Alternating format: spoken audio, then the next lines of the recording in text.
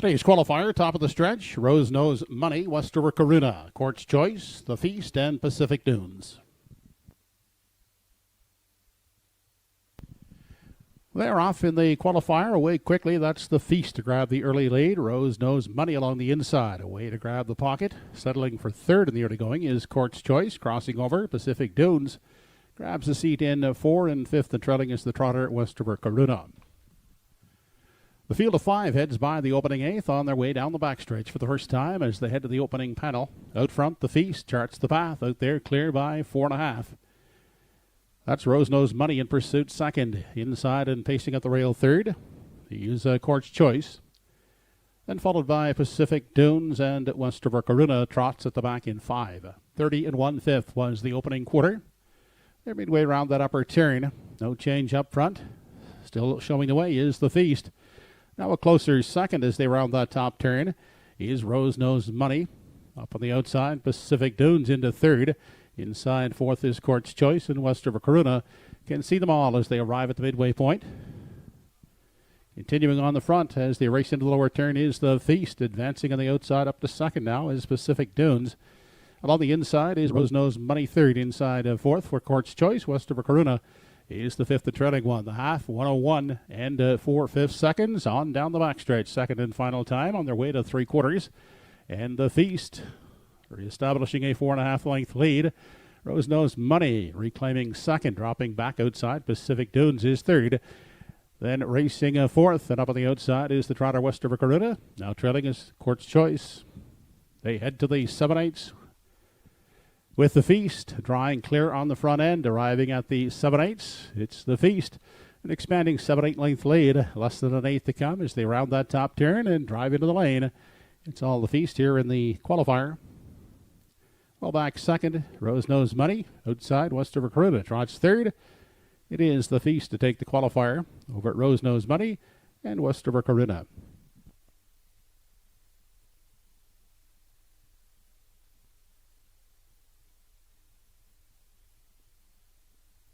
The mile was 1:59 and 4/5.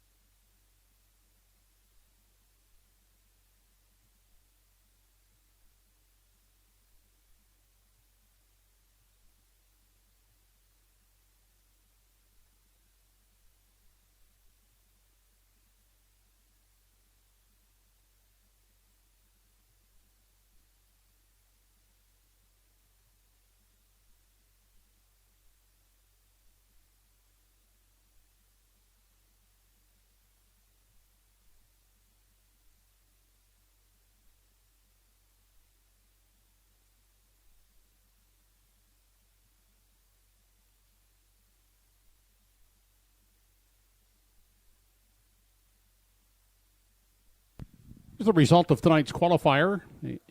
Number 1, Rose Nose Money, finished second, was timed in 2:02. 2, West River Corunna finished third, timed in 2:02 and 3. 3, Court's Choice finished fifth, 2:02 and 4. 4, The Feast, the winner, 1:59 and 4. And 5, Pacific Dunes finished fourth, 2:02 and 3. Fractions, 30 and 1, 1:01 and 4, 1:30 and 3 in the mile, 1:59 and 4/5.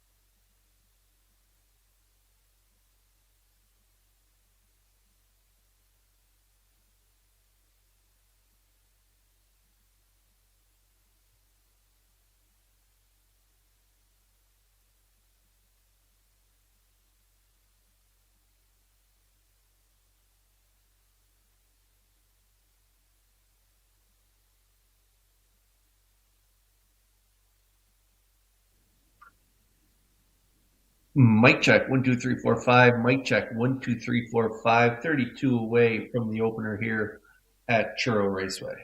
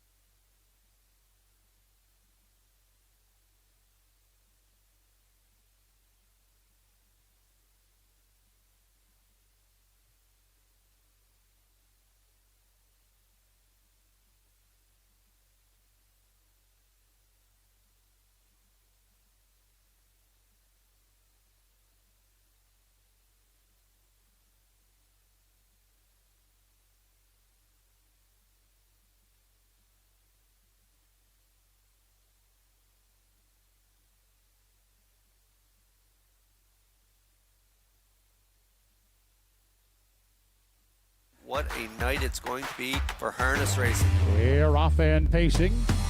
They win the Gold Cup in Charter. Great stretch drive here at the Downs.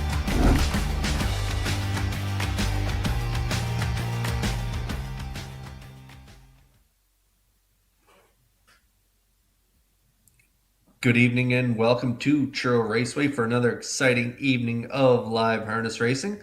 We've got 9 races on tap today, highlighted by our feature winners over event later in the card, featuring some of the top talent in the region. Hi everyone, it's Kurt Hughes here with you this evening. We're about 29 minutes away from the opener. In our feature tonight, we got Like a Glove looking to repeat from the rail.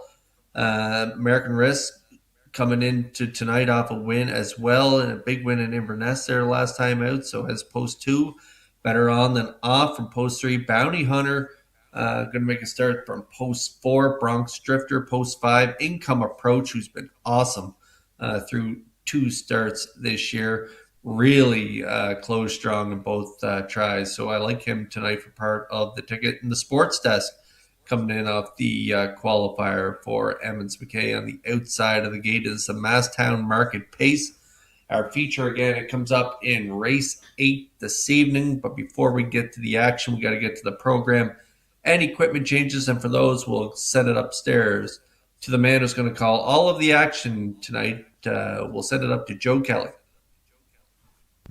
Thank you, Kurt. The temperature in Truro this evening is 18 degrees Celsius under clear skies. Tonight's track condition has been rated as fast. The card this evening is conducted under the rules and regulations of the Maritime Provinces Harness Racing Commission. The senior judge this evening is Kevin Kroll. The associates are Mike Ellsworth and Harry Trenham. And tonight's starter is Alex Monroe. Here are your program and equipment changes. First change, an equipment change over the third race. 6 Woodmere Sheldon will be taking off a hood with cups. In the fourth race, the 3-entry Fernhill Jubilee is adding a hood with cups.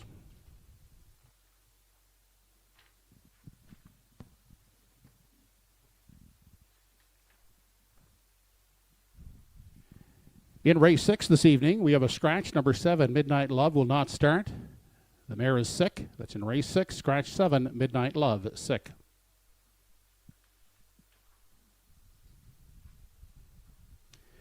And the final change thus far in the 7th race, an equipment change on 3, Zendaya's Moonbeam. It's a bridle change from closed to open hood with cups.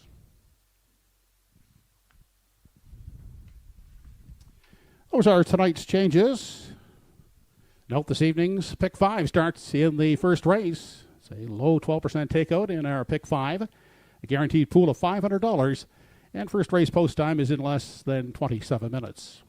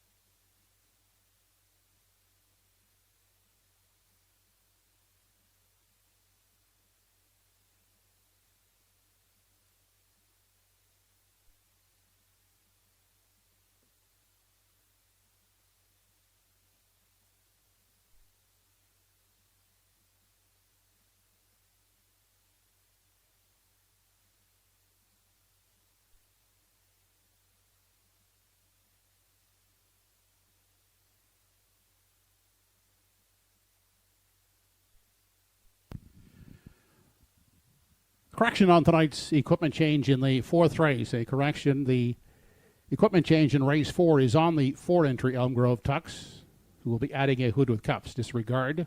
The 3 Fernhill Jubilee does not have an equipment change. It's in the fourth race. 4 Elm Grove Tucks will be adding a hood with cups.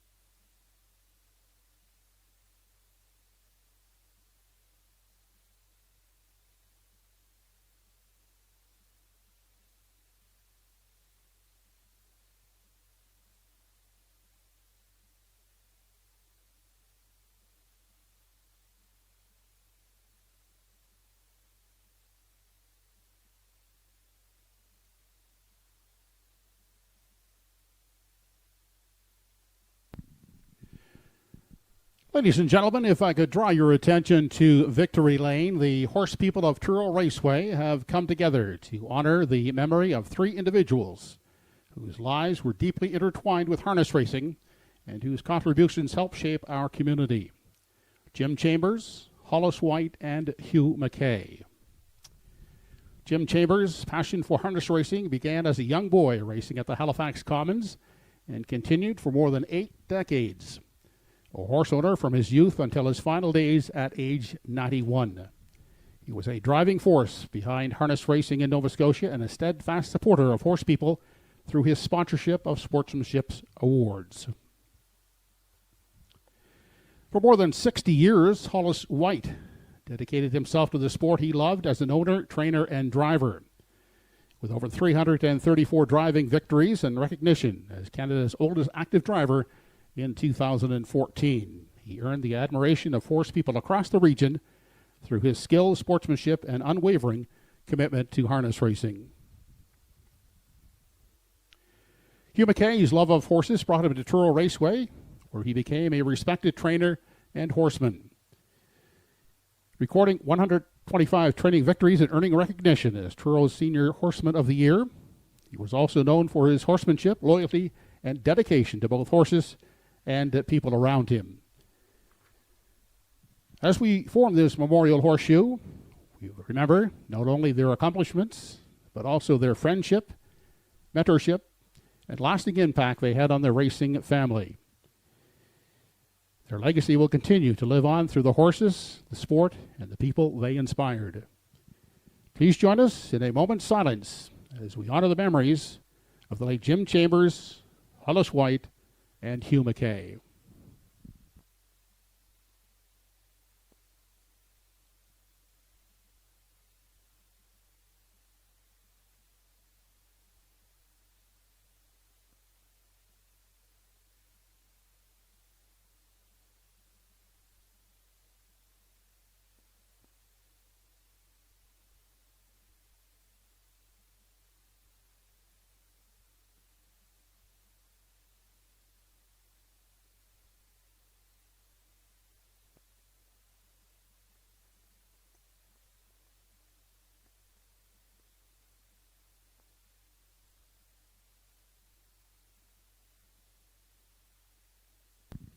Thank you.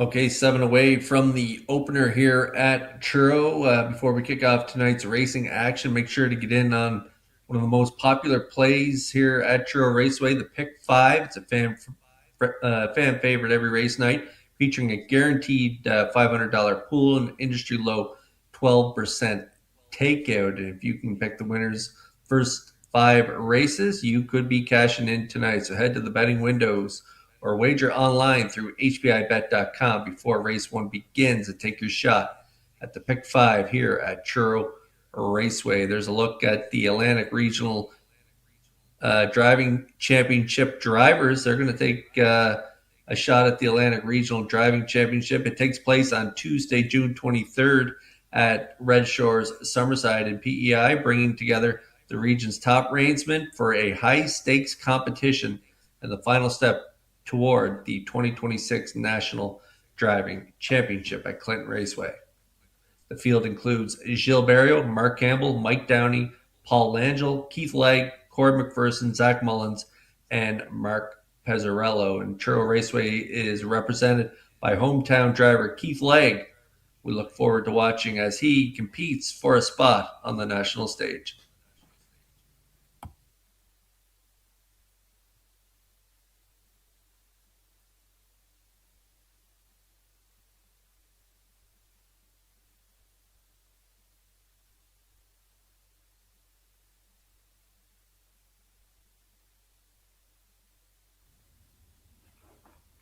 Thanks to Maritime Harness Racing News and Podcast for sponsoring the Paddock Cam. There's a look at our selections for the first race here at Truro. It's unanimous. We're all on board the 6th. Smilin' with Lou, coming off that sharp effort, finishing 5th and 56-3 in a A stake in Summerside. So we're all putting him on top. 902 on the rail. We like him in the exactor, and I'm going to go with the 2 Port Hill Poly for third, along with Scott Waddell. We're matching strides with 612. Program selection 613 in the upcoming first race here at Truro Raceway.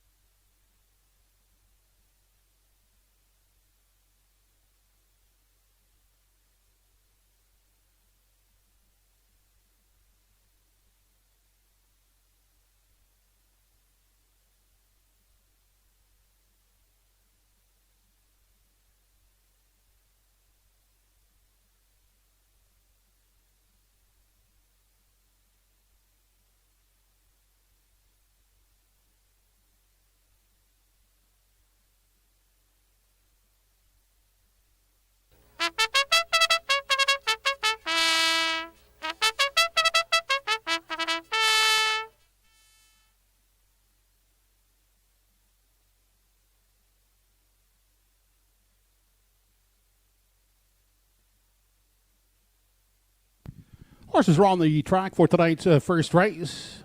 Here's the field. Number 1 is 902, owned by Rachel McDonald. Darren Crow will drive. From post 2, Port Hill Polly has Ernie Laffin at the lines for Greyland Farm and Joe Gamba.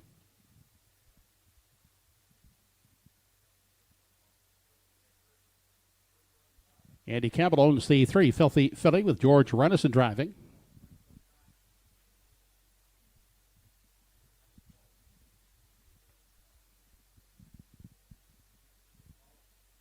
Keith Lag at the controls of 4, Zaya, for the Won't Back Down stable.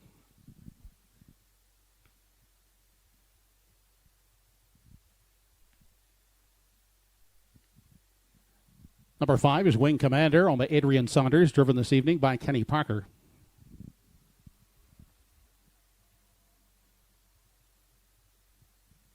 In post 6 is Smilin' with Lou. Bernard McCollum in charge for Gordy McCabe.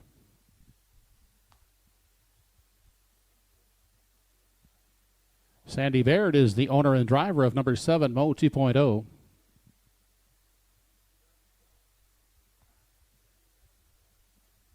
Rounding out the field from post 8 is Proven Houdini, owned by Claire McDonald, Kevin McFadgen, Fonzie McCackrit, and Ian Tate with Claire McDonald in the driver's seat. A field of 8 for the first race. It's the start of tonight's Pick 5. Low 12% takeout of the Pick 5, guaranteed pool of $500. Race 1 also features daily double, exactor, and triactor wagering with post time in less than 5 minutes.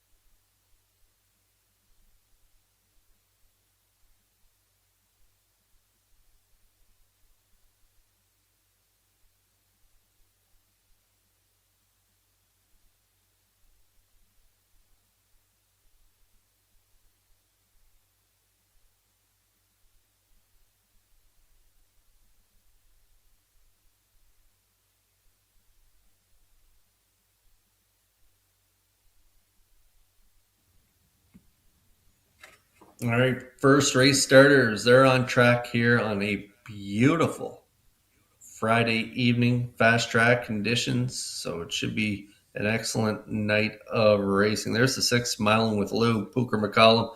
He's the trainer and driver on this one. Gord McCabe of Onslow Mountain, Nova Scotia, is the owner. And this 3-year-old colt by Blood Money, he was ready to roll in his first start off the bench in Summerside. And that A stake, he had post 6, got away 6 by 16 at the quarter, ended up 5th by just 6. He gained 10 lengths on the field, closed in 27-2 for a mile of 156-3. It was an excellent effort in his first start back here in an overnight. Now winners of 1 here in Truro. I have to think he's much the best here tonight for Poker McCollum. Smiling with Lou, currently 5-2 on the board. Good price for him right now.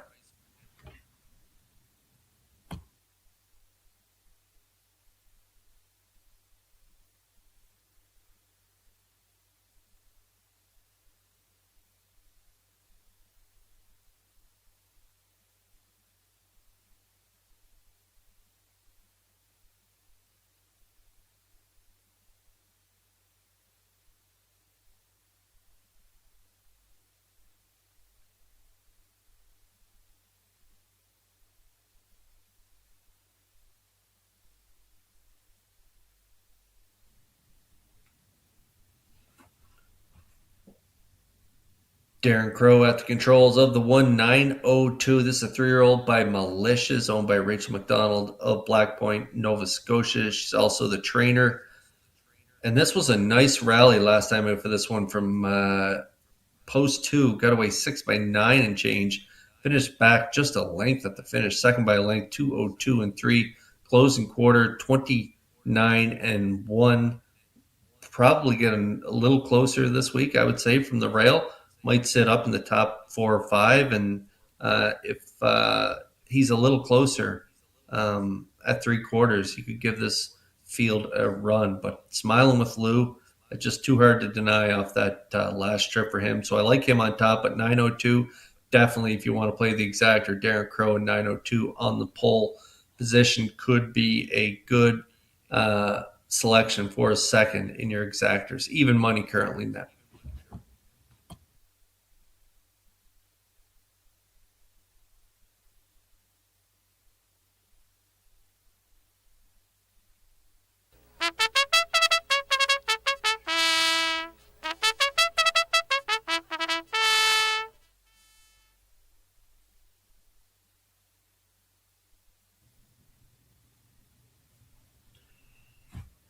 All right, we're getting close to post time here in this first race. And if you want to play the triactor here in this first race, you could go a few different ways. The 2, Port Hill Polly and Ernie Laffin got a shot.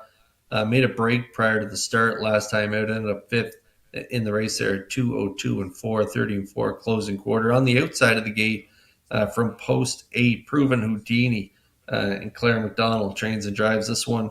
She also shares ownership with this one with Kevin McFadgen and Fonzie McCackern and Ian Tate, 3-year-old Gallenberg Proven Lover, the good qualifier there in 2:03. And so you could go a few different ways here to complete the try. The 2 and the 8, both good odds, 5-2 or 5-1 on the 2 and 4-1 currently on the 8 as we're getting close here in the opener. First race entries now moving in behind the wings of the Home Hardware Building Center starting gate. It's post time.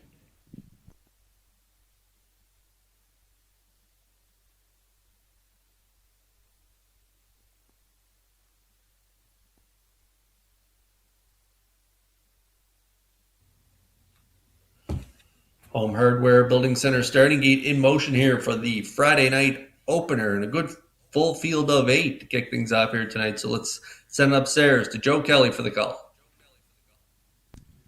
Race number 1 of the evening has 9:02 Port Hill Polly, Filthy Philly Zaya, Wing Commander, Smiling with Lou, Mo 2.0, and Proven Houdini.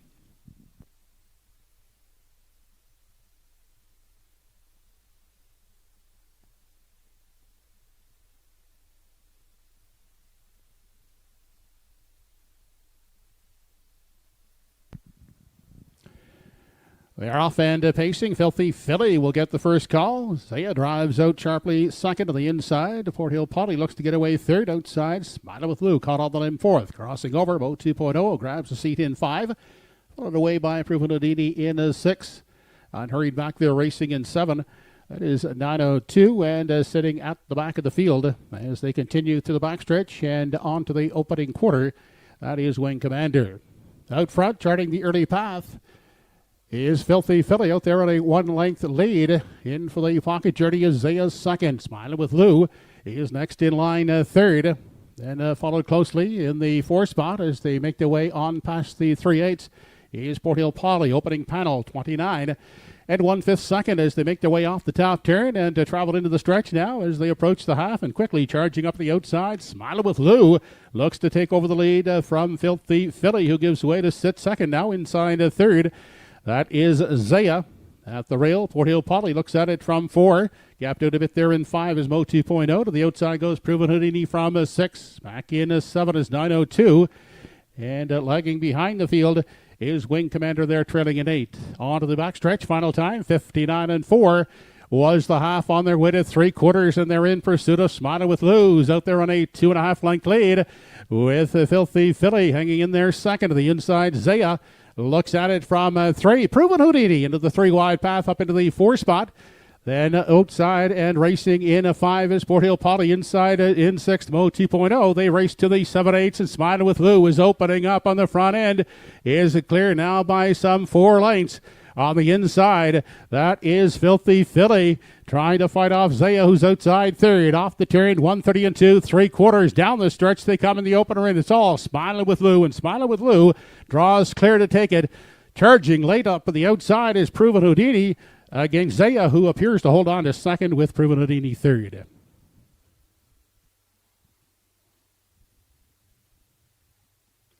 Mile 1:59 and 2.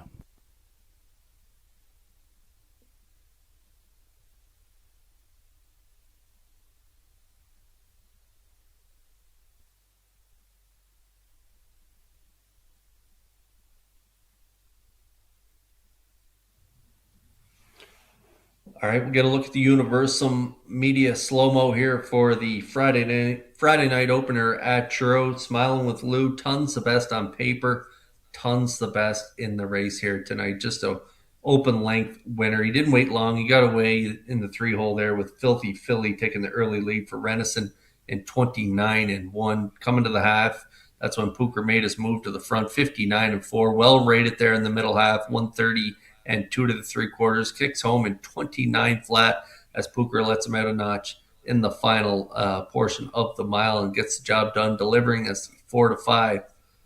Billing the hair on the board. Smiling with Lou gets it done in the opener. Zaya holds on for second at long odds. A proven Houdini, who I thought might be able to grab a piece of this triactor, does grab the show dough in here. So it's 6-4-8 unofficially in the opener.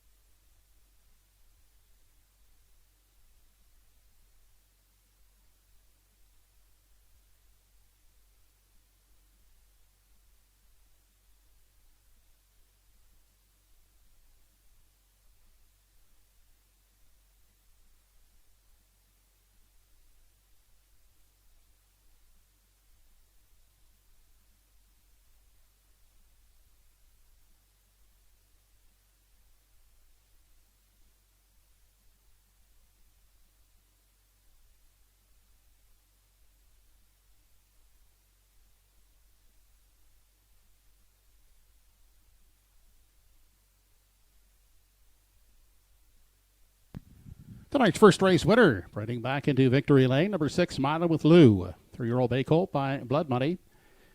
Out of the Steelhead Hanover Dam, Keep Smiling, owned by Gordy McCabe.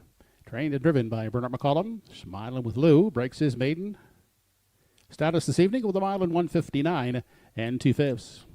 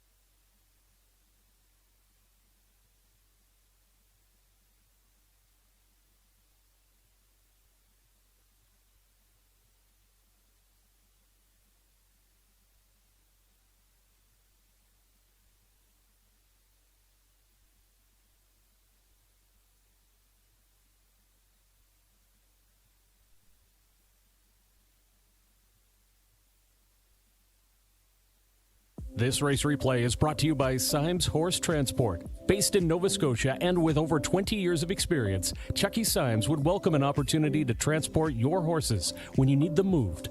Operating 2 rigs, Symes Horse Transport offers safe, feasible, and timely trucking in Canada and in the U.S.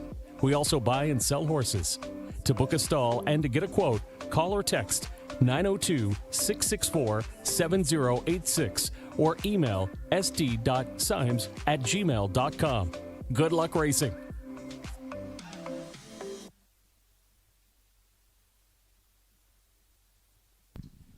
Race 1 is now official. 1902 finished 5th. 2 Fort Hill Polly was 6th. 3 Filthy Philly 4th. 4 Zaya 2nd. 5 Wing Commander 8th. 6 Smiling with Lou the winner. 7 Mo 2.0. 7 8 Proven Houdini 3rd. Fractions were 29-1, 59-4, 130-2 in the mile for Smiling with Lou, 159 2/5. Top down your program is 564-28173.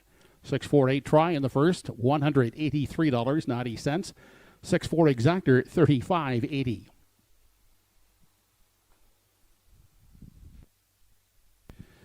Up next is the second race. 6 starters in race 2. No program changes. Exactor, Triactor, and Superfecta wagering on the second with post time in 10 minutes.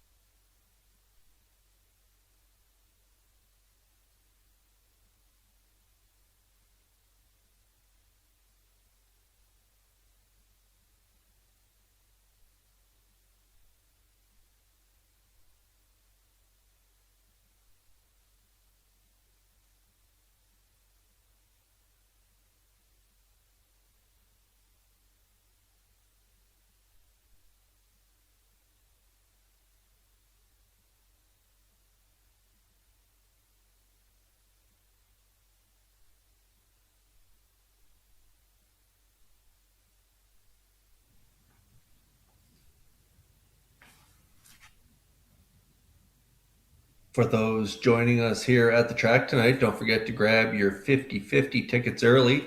Tickets are available at the program and information desk on the lower level of the grandstand or from volunteers with the Truro Harness Horse Owners Association. It's a great way to support local racing while giving yourself a chance to head home a winner tonight.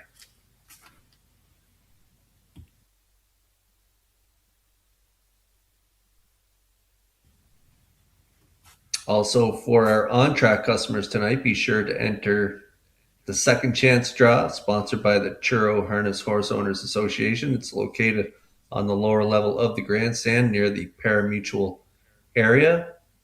The Deck Out Your Backyard Summer Prize Pack is on display and ready to be won. And the prize includes a set of deck chairs, an umbrella, and plenty of great summer accessories to help you enjoy the season in style. Entering is easy. Simply write your name and phone number on the back of any non-winning ticket and drop it into the entry box for a chance to take home this fantastic summer giveaway. Draw takes place June 26th during the live race card.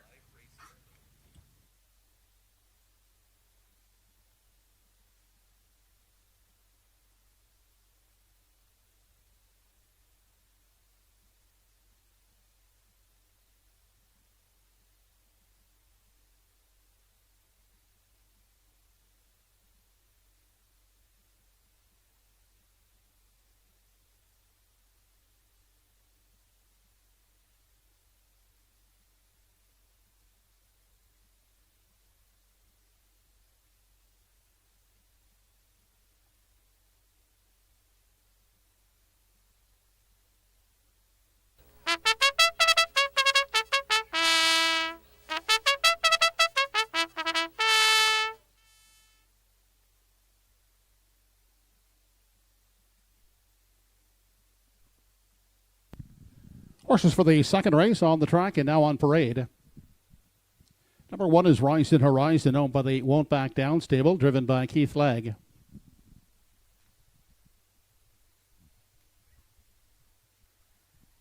Kenny Parker sits behind the 2-entry McSeashore for Brian McLeod and James McGuire.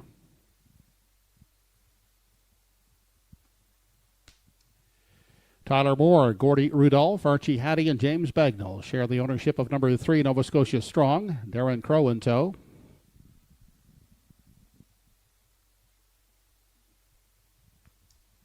Ernie Laughlin will pilot from post 4, 5th Estate, owned by Michelle Patrickin.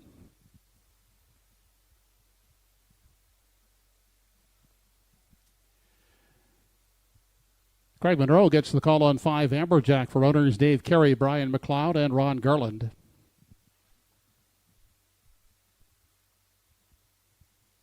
And to complete the field from post 6 is The Vicar, owned by GLB stable. Bernard McCollum will do the driving. 6 starters for the second race. It will feature Exactor, Triactor, and Superfecta wagering on race 2. They'll go behind the wings of the Home Hardware Building Center starting gate in less than 5 minutes.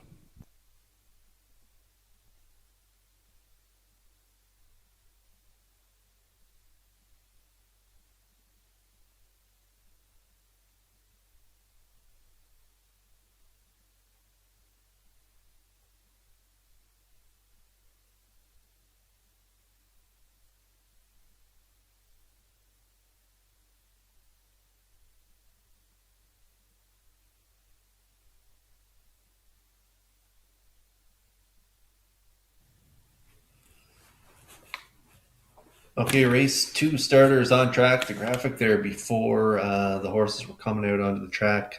Those are not my selections. It hit 6-1-2. I'm actually going with a 3-4-6 in here. I like the 3, Nova Scotia Strong, 6-year-old gelding, but he's watching.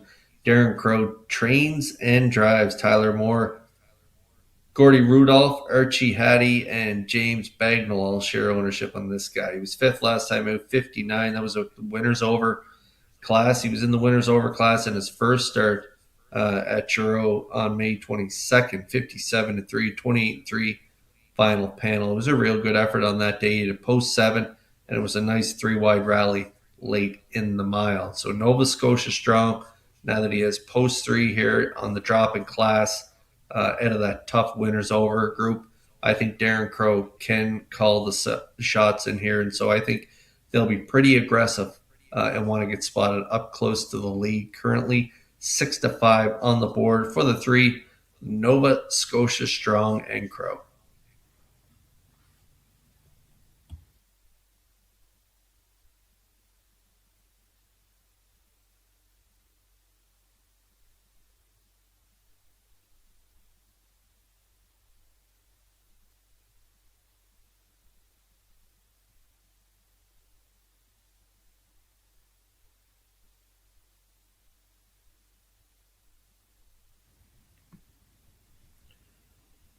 I think this guy could be ready to go at first asking here tonight. That's Fifth Estate. This is the 8-year-old by Country Estate. Ernie Laughing is the trainer and driver on this one. Michelle Patrickman is the owner, and this one's coming in off qualifier there in 2 minutes 1/5, where he made a 3-wide blast late in the mile to get up for the win by nose. Closed it out 30-3 on a track rated good, and that was on that May 29th, kind of a rainy, miserable night, if I recall. And so Fifth Estate, that was a pretty good effort from him on that day, considering the top class that night was won by Like a Glove in 58. This guy, just a nice qualifier in 2 minutes. So I think he'll be looking for more in this one. And if you don't want to play the 8-5 favorite right now, here is an excellent option for some better value. Fifth Estate, Ernie Laughing at 7-2 currently.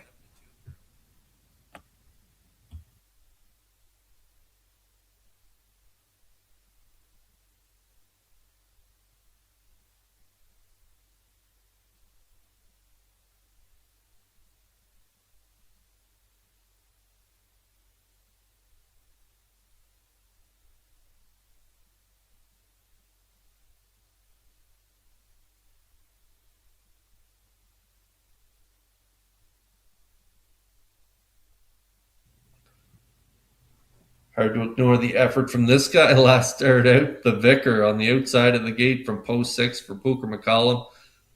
Pooker coming off a big win there in the opener and looking to grab that early double here with the Vicar. GLB Stable is the owner, and this one came first up last time out. Head post 5, got away in the 3-hole, came first up, got the win by a length 58-3, and that was at the 821 last 5 level. So he's jumping up in class for sure, and he's got the outside post. So that's going to make things tough for him. I think there's some early speed. I don't think Fifth Estate and Laughing will be leaving out too aggressively. I think they'll just kind of get away mid-pack and make their move. And this guy could grab maybe his cover. But he does show that early speed in the qualifiers. So we'll see what Pooker decides to do off the wings. But he could grab some live cover in here or be aggressive. Again, Pooker's got some options with this versatile 5-year-old by Art Speak. The Vicar, the free-legged horse, at 2-1 on the outside of the gate.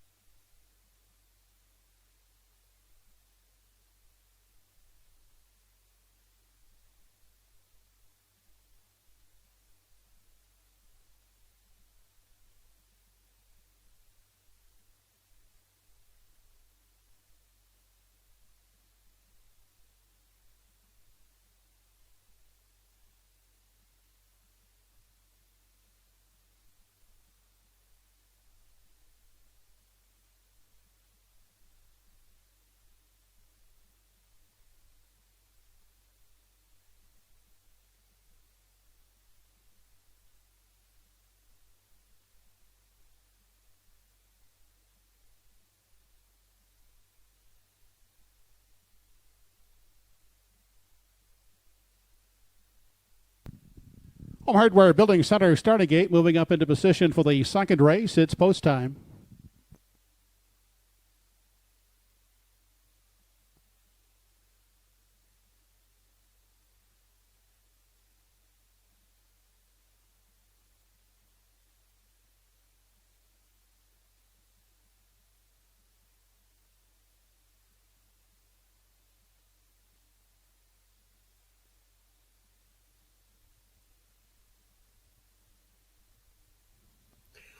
Home Hardware Building Center starting gate in motion here for race 2. The 6th, the Vicar, coming in off that win. He's the 6-5 choice on the board. Can he double up? We'll see in a moment. Let's send it up for the call to Joe Kelly. Race number 2, top of the stretch, has Rise and Horizon, McSea Shore, Nova Scotia Strong, Fifth Estate, Amber Jack, and the Vicar.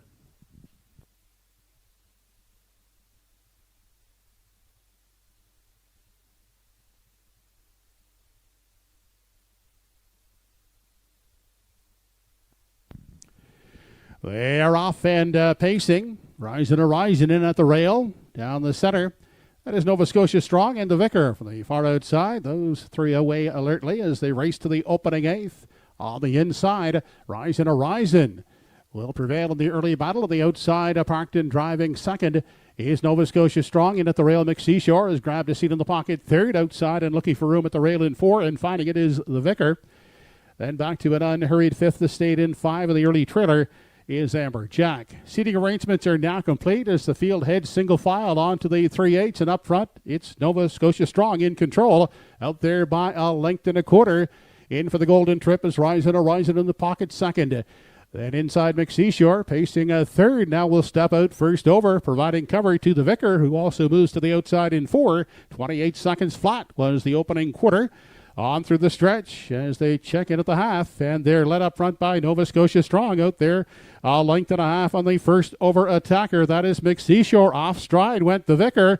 Inside and now third is Rise and Horizon. To the outside goes Fifth Estate in four. Back in five, Amber Jack. And still off stride at the back is the Vicar, the half, 57-4. Down the back stretch, they head to three quarters. Nova Scotia Strong is the one to take down. Outside and braving it first over is McSea Shore second. Fifth Estate tipping three high from third. Inside, Rise and Horizon is fourth. Amber Jack the fifth one. They raced on to the 7/8 now. Nova Scotia Strong has opened up a 2.5 length lead. Outside and now second as they race to the 7/8 is Fifth Estate. As they race on past the 7/8 and off the top turn, McSea Shore trying to hang in there third. Rise and Horizon at the rail is fourth. Three quarters, 127-3. They turn for home. Nova Scotia Strong is strong in the front end. Drawing clear now by four. Nova Scotia Strong will prevail over Fifth Estate. The battle for the show spot, it's awfully tight. Outside is McSea Shore. Inside is Rise and Horizon. Those two in a show photograph.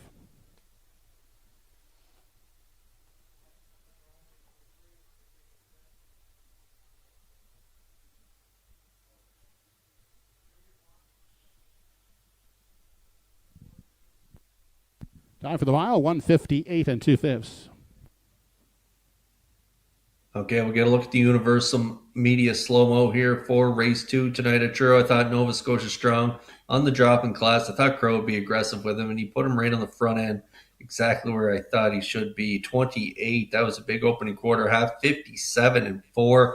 The Vicar made an unfortunate break there coming to the half, so that took him out of it, but we do have the exactor. We got 3-4. I thought Fifth Estate raced really good for Laughing in his first start off the bench there. He made a three-wide move up the back stretch, which took a little juice out of him, and down the stretch he was a little flatter, kind of lost a length or two maybe on Nova Scotia Strong, but still a real good effort in his first start back. So we got a 3-4 exactor, 6-5 on the 3, 11-1 on Fifth Estate, and McSea Shore rounds out the top three. So we got a 3-4-2 unofficially here in race 2.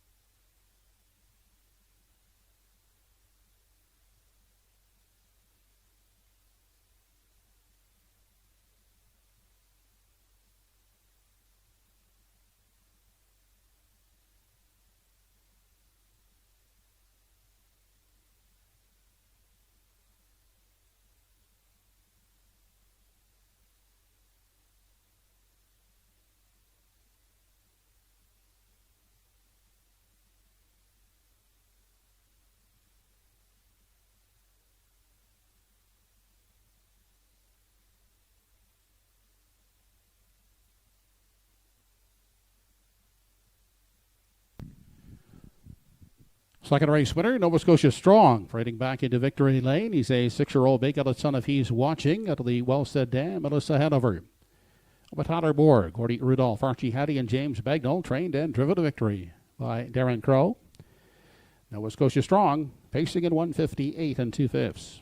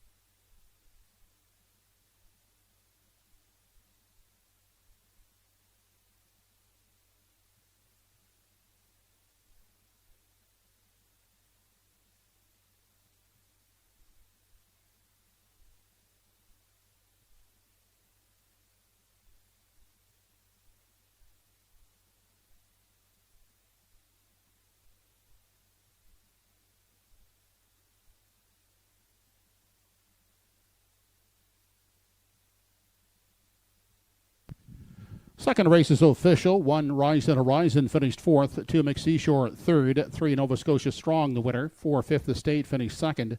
5 Amber Jack was 6th, and 6 The Vicar 5th. Fractions were 28, 57 and 4, 127 and 3. In the mile for Nova Scotia Strong, 158 2/5. Rechecking top down, 431 265. 342 Try in the second, $120.90.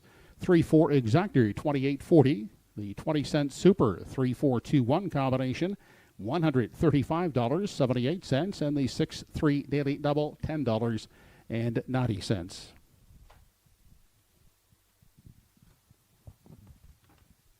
Race 3 is up next. No changes in the third race. 8 starters. We do have an equipment change on the 6 Woodmere Sheldon, taking off a hood with cups. Third race, the Jim Chambers Memorial. Features Exactor, Triactor, and Superfecta wagering. Post time is in less than 10 minutes.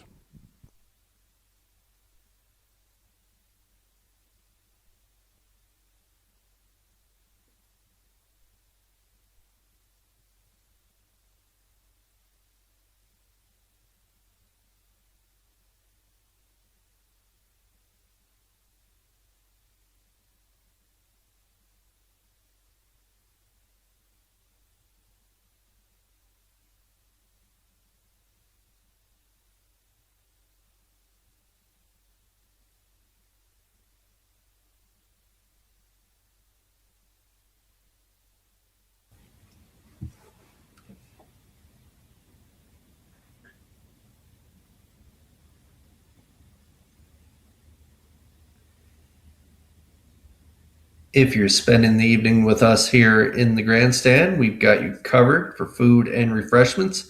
Jim's Corner on the lower level is your go-to spot for race day specials, quick serve options, and more. Stay tuned for the opening of the Top of the Turn restaurant, opening in the near future on the upper level of the grandstand.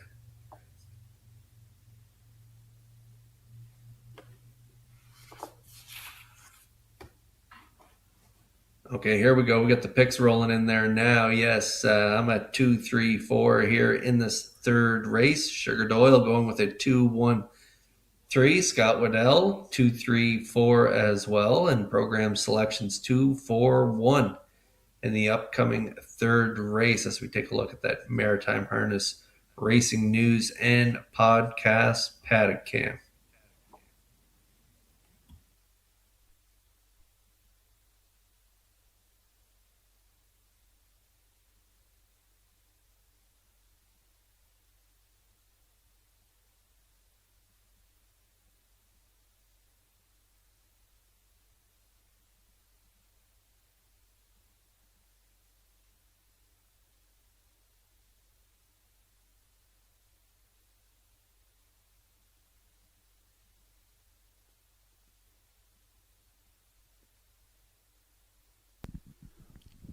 Please note there's a corrected time for the mile back in the second race. The corrected time for the finish was 1:57 flat. Again, a correction for the mile time in the second race should now read 1:57 flat.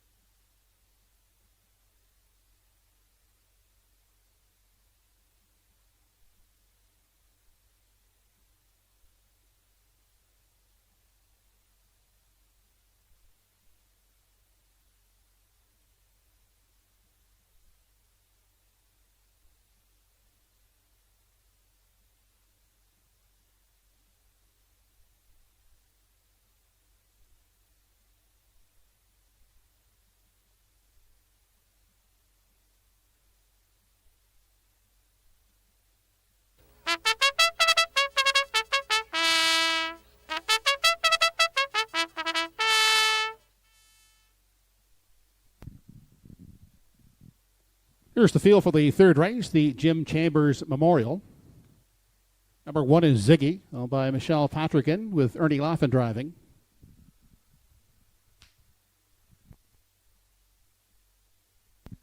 Darren Crow drives the 2 Premier Harris for Ross McGinnis.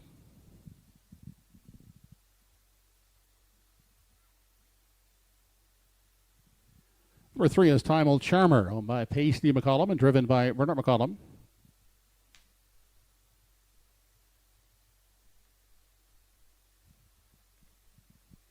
Kenny Parker will guide Well Led Sea from post 4 for owner Chris Davis.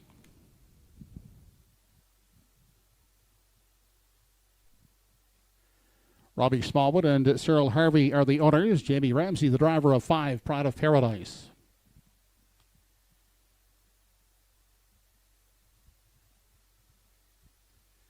Kerry Romeo at the lines of 6, Whitmere Sheldon for Eve and Corey Pickram and Adam Blunden.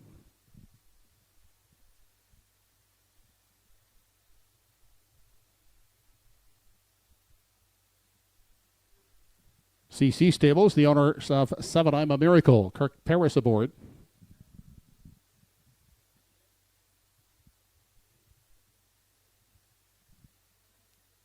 And from post 8 is Silver Hill King with Noah Webby getting the drive for Madeline Ellis Abbott. A field of 8 for the third race, the Jim Chambers Memorial. Exactor, Triactor, and Superfecta wagering. Post time is in 4 minutes.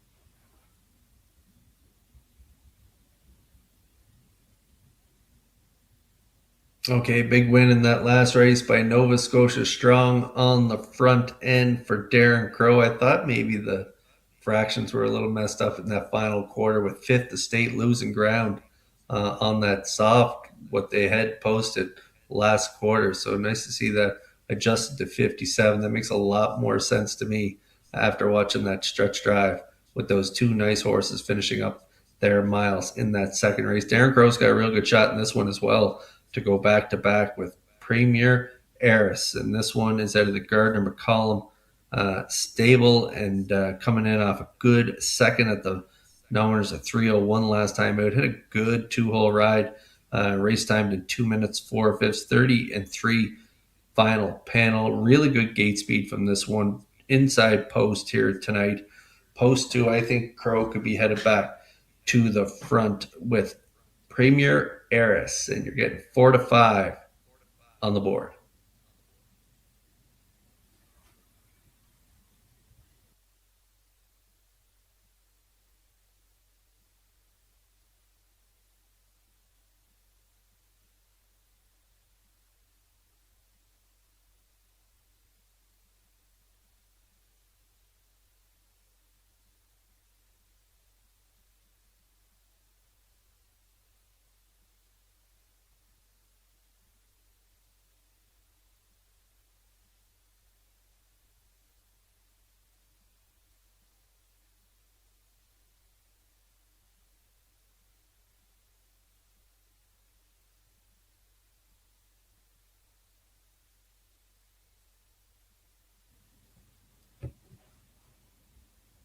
Okay, Pooker McCollum aboard another free-legged one here tonight. No, he's on the little bit of a gallop here. Hope I don't jinx him. But Time All Charmer seems to be pretty steady on his lines. He had post 7 last time out, got away 7 by 11. Ended up finishing third on that day in 2:03. Doesn't have a ton of early speed, but he can close. And so from this inside post 3 for Time All Charmer, I could see him completing the exactor, especially if he gets spotted up in the top 3 or 4. I could see him being right there at the finish. Just tough to beat the 2 right now, especially coming in off that strong effort last time out with that second in 2 minutes. But we'll see how Pooker can work out the trip here for the 3. Time All Charmer, 5-1.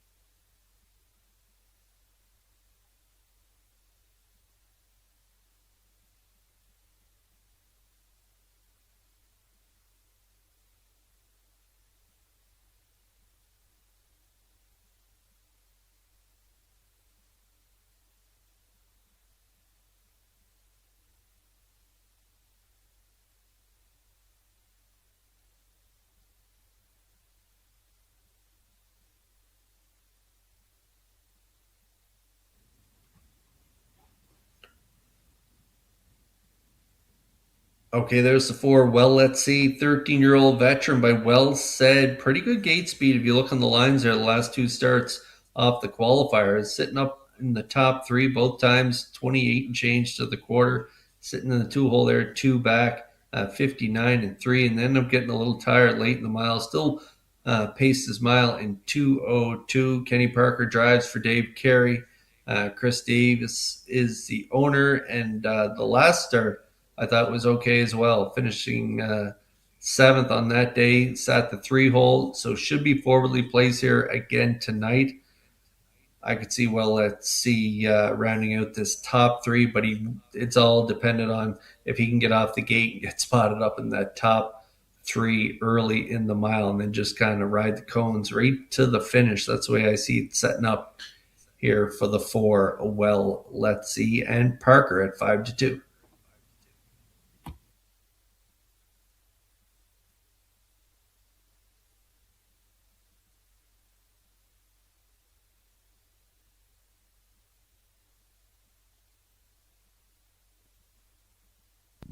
To start our call is the 3rd race entries in behind the Home Hardware Building Center starting gate. It's post time.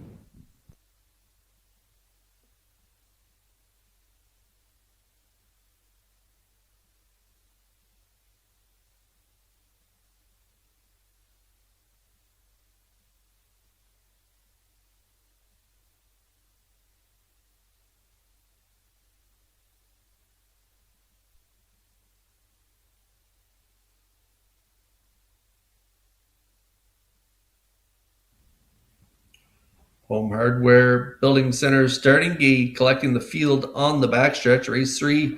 This is the Jim Chambers Memorial Pace. Family and friends will be trackside with the winner. Let's return to Joe Kelly for the call. Race number 3 of the evening has Ziggy, Premier Harris, Time Old Charmer, Well Let's See, Pride of Paradise, Woodmere Sheldon, I'm a Miracle, and Silver Hill King.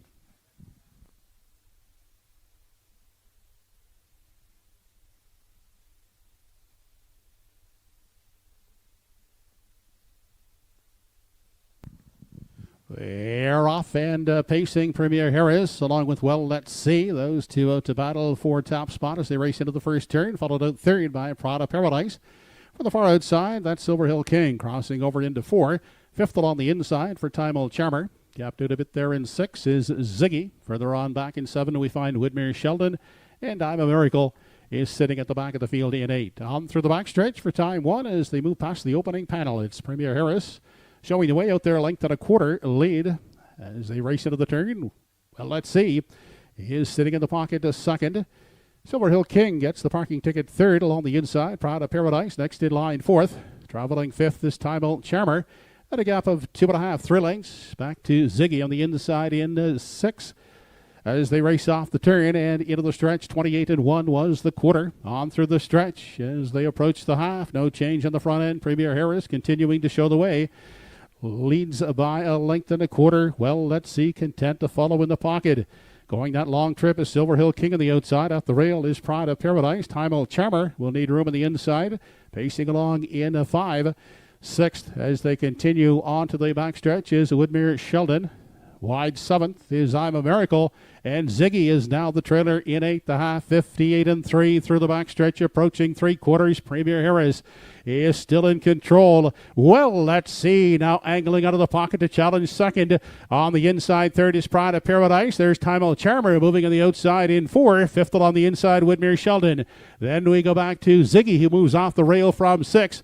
On to the 7/8 they head, and it's Premier Harris by 2.5. Time Old Charmer is out 3 high, looking for second now as they move off the turn. 129-4, 1 3/4. They turn for home in pursuit of Premier Harris. Far outside, Time Old Charmer is now second. Well, let's see third, but it will be Premier Harris to take the third. Finishing second, that is Time Old Charmer with Well, let's see third. Mile 2 minutes and 3/5.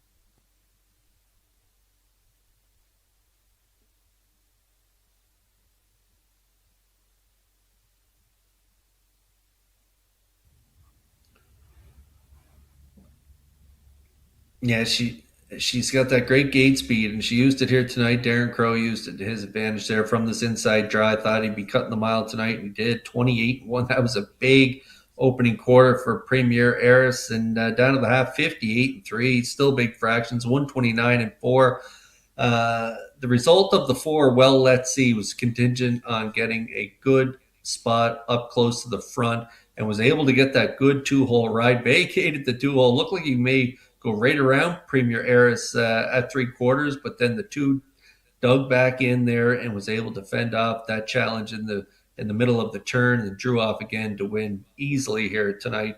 2 minutes, 3/5, a closing effort from the 3, Time Old Charmer getting up there to grab the deuce, and finishing third is the 4, Well, let's see, in Kenny Parker. So it is 2, 3, 4.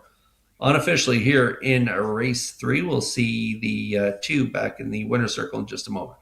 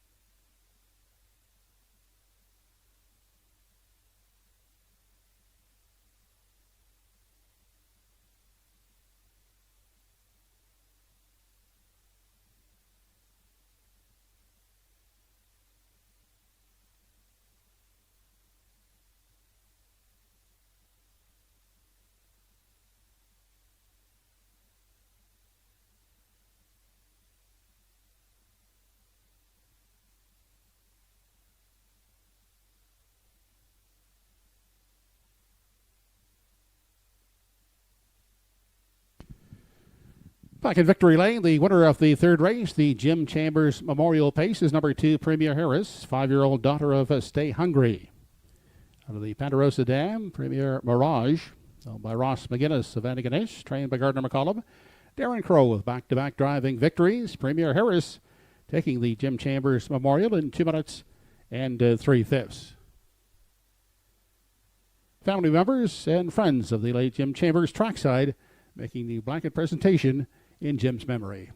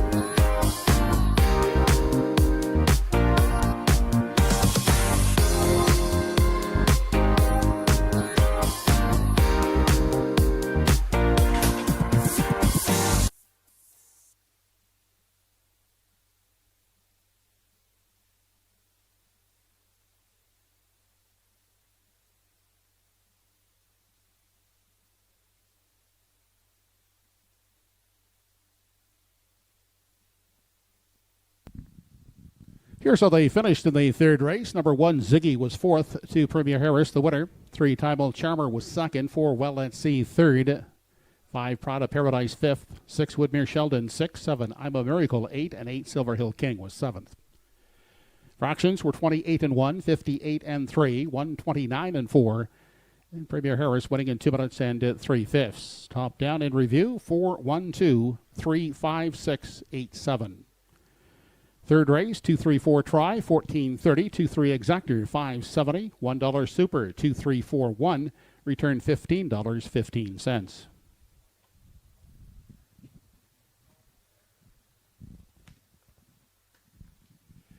Fourth race is up next. Number 4, Elm Grove Tux will be adding a hood with cups. 7 entries for the fourth race. The TR Plus Therapy Pace with exactor, triactor, and superfecta wagering.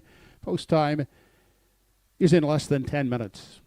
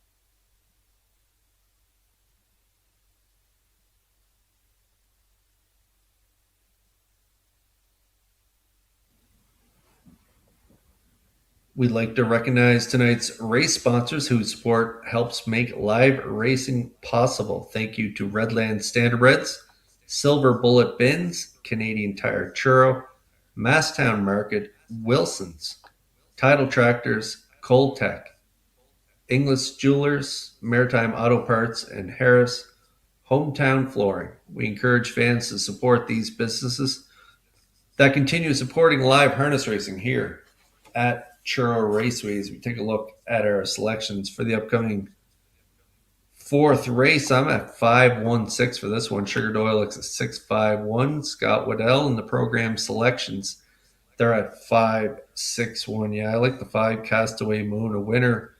First start off the qualifier there, easy winner by 2 lengths in 2 minutes 4/5, and then came first up last time out. Ended up finishing 5th, but from post 5 in this field here tonight, I think Ernie can get to the front. There isn't a ton of early speed to Ernie's left, and so I think if he puts the pedal to the metal, he can get to the front and control things from start to finish. So I'm going to go with Castaway Moon, looking for win number 2 of the first 3 starts of the season. She is off to an excellent start here at Truro.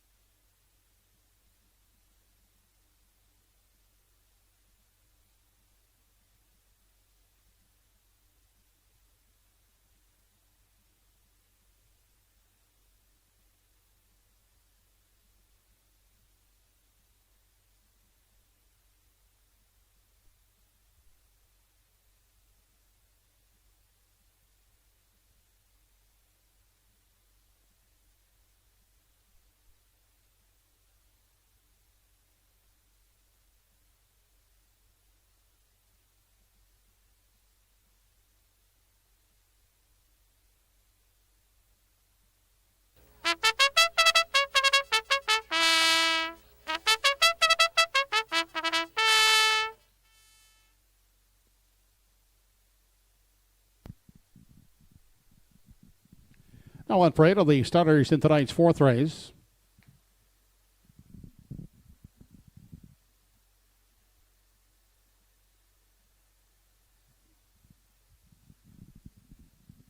Number 1 of the field is Captain Shadow, owned by Kerry Saunders, driven by Keith Legg. Claire McDonald will pilot from post 2, Crunch a Pose, owned by Natalie McDonald. Leslie and Linda Parker's Fernhill Jubilee has post 3, Kenny Parker in the seat. Jamie Ramsey owns and drives the 4-entry Elm Grove Tux, co-owned by Linda Ramsey.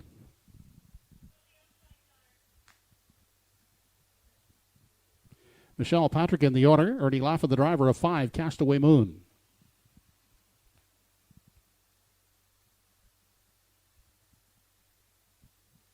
Darren Crow for Kevin Harvey and Rudge Racing with Covered in Purple from post 6.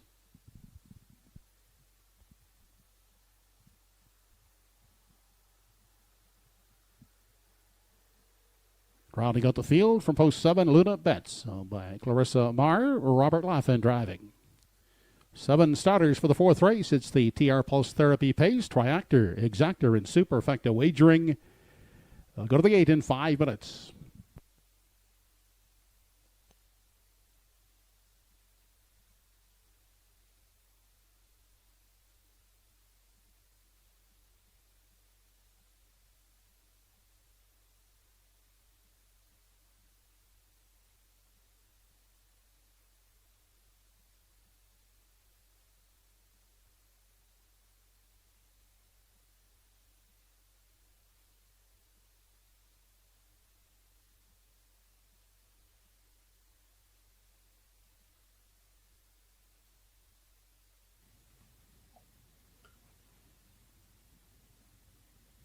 Okay, 4th race starters. They're on track. We're about 4 minutes away from post time here in race 4.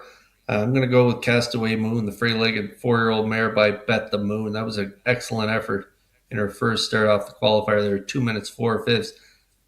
As I mentioned prior to post parade, I just thought she was just an easiest of winners on that day. Laughing just controlled things from the hop. A nice breather there in the second quarter, 101-3, and then she kicked home in 30 flat for the victory. And so that was her first lifetime win. And I think she can get her second here tonight. I think from post 5, Laffa can cross over and get to the lead. There isn't a ton of early speed in this race to the left. So I think if he puts the pedal to the metal off the wings, he can get there. And then if he can find the brake pedal in the middle half of the mile, she could win here today. And so the 5, Castaway Moon. I'm going to put this one on top. The 5, Castaway Moon, at 2-1.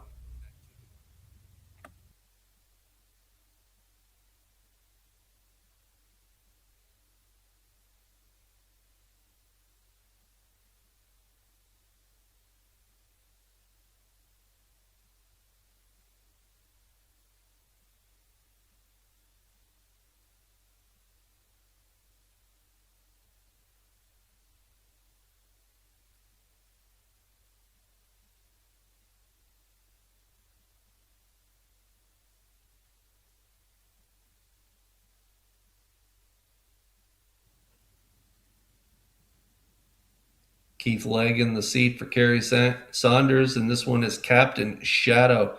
Made a break. I like this one right in that first start. Head post 6 and showed that good qualifier, 2:07.2.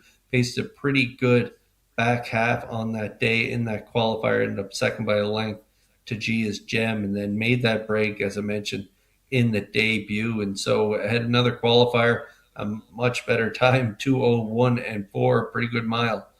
For Captain Shadow, the 3-year-old Shadow Play gelding. He's got a much better starting spot for this time around under the lights. And so we'll see how he does.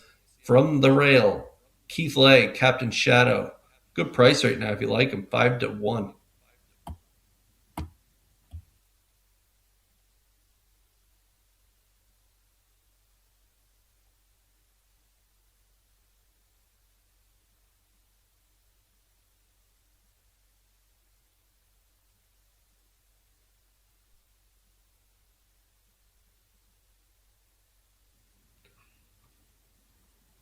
Darren Crone, Covered in Purple. They were winner last time out, 2:01.4. Didn't get home really strong on that day, 31-1. That was from post 3, moving out a few spots on the wings here tonight, but does have that good early speed. So this one could be pushing out with Castaway Moon, looking for a spot up close to the lead. If they're able to grab that 2-hole ride, I could see them completing the try just like they did when Castaway Moon was a winner back on the May 22nd line there, where you can see they had post 1 on that day, sat the 2-hole behind Castaway Moon, and ended up third by 4.25 in 2:01.3. So they could grab that pocket trip again here tonight, and pretty good value. And I think you're getting the value because Covered in Purple is moving on the outside of the gate here, post 6 for this one, 7-2 currently.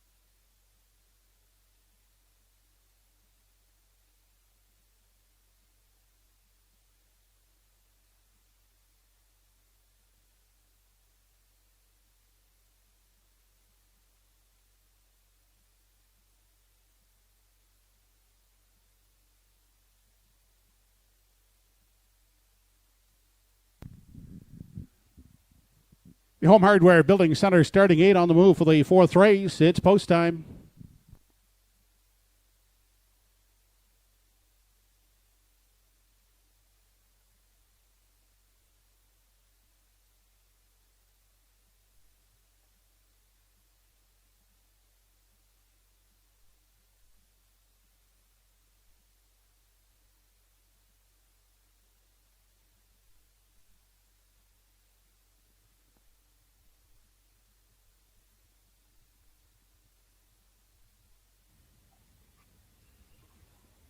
This fourth race, a wide open event, is the TR Pulse Therapy Pace, and they're lining up in behind the Home Hardware Building Center starting gate. Let's return for the call to Joe Kelly.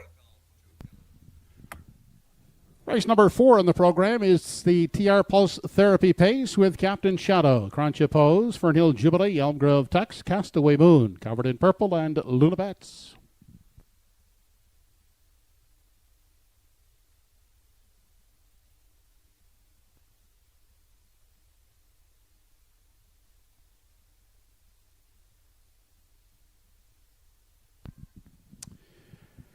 They're off and pacing. That is Castaway Moon getting the first call. Elm Grove Tux moving out sharply. Crunch Pose down to the inside has beat them all away as they race to the opening eighth. Is Crunch Pose with the lead outside Elm Grove Tux now backing off. Moving up into the pocket spot is Fernhill Jubilee as they make their way onto the backstretch for the first time. And Castaway Moon gets away third, caught outside, looking for a seat now in 4, and finding it is Elm Grove Tux. Back in 5 is an Unhurried Covered in Purple. Then sixth away as they continue on to past the opening quarter is Captain Shadow, and sitting at the back of the field in the early going is Luna Betts. Opening quarter was reached in 30 3/5 seconds, midway round the upper turn, and they're led by Crunch Pose out there on a 1-length lead. In for the pocket ride second, that is Fernhill Jubilee. Then moving up on the outside and attacking the leader now as they approach the half is Covered in Purple, and Covered in Purple looks to clear the lead as they check in at the midway point, and will do so. It's Covered in Purple taking over. Back second is Crunch Pose, followed by Fernhill Jubilee third, and Castaway Moon looks at it from 4 and peeks to the outside. Back in 5, Elm Grove Tux, followed in 6 as they continue past the 5/8 by Captain Shadow. And the trailer, as they continue down the backstretch for the final time, that is Luna Betts on their way to the 3/4. And Covered in Purple has opened up in the front, is clear by 2.5 second. That is a Crunch Pose. Then Castaway Moon trying it uncovered on the outside, third. Down to the inside, Fernhill Jubilee is the fourth one. Racing from 5 is Elm Grove Tux as they head to the 7/8. 1:31 3/4. It's Covered in Purple leading the way past the 7/8.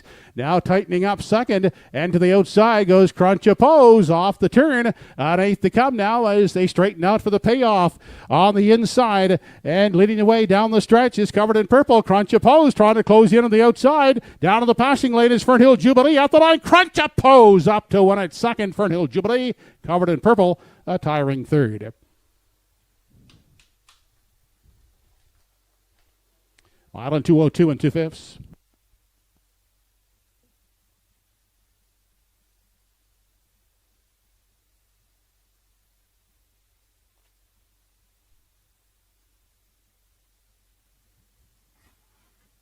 Yeah, I mentioned going to the gate. This is a wide open event, really up for grabs. Anyone in this race could have won it, and a big effort from the 2. Crunch Pose, 3-year-old colt by Captain Crunch, driven perfectly here by Claire McDonald, getting out to an early lead, and then a big brush in the second quarter up by Covered in Purple, and Crow getting to the front 102 and 1. Claire content to take that 2-hole ride and then started to reel in the leader in the final quarter of the mile and gets up for the victory. A big effort from Crunch Pose and Claire McDonald here in the 4th, and she wins the TR Pulse Therapy Pace, and they'll be back in the winner's circle in just a moment.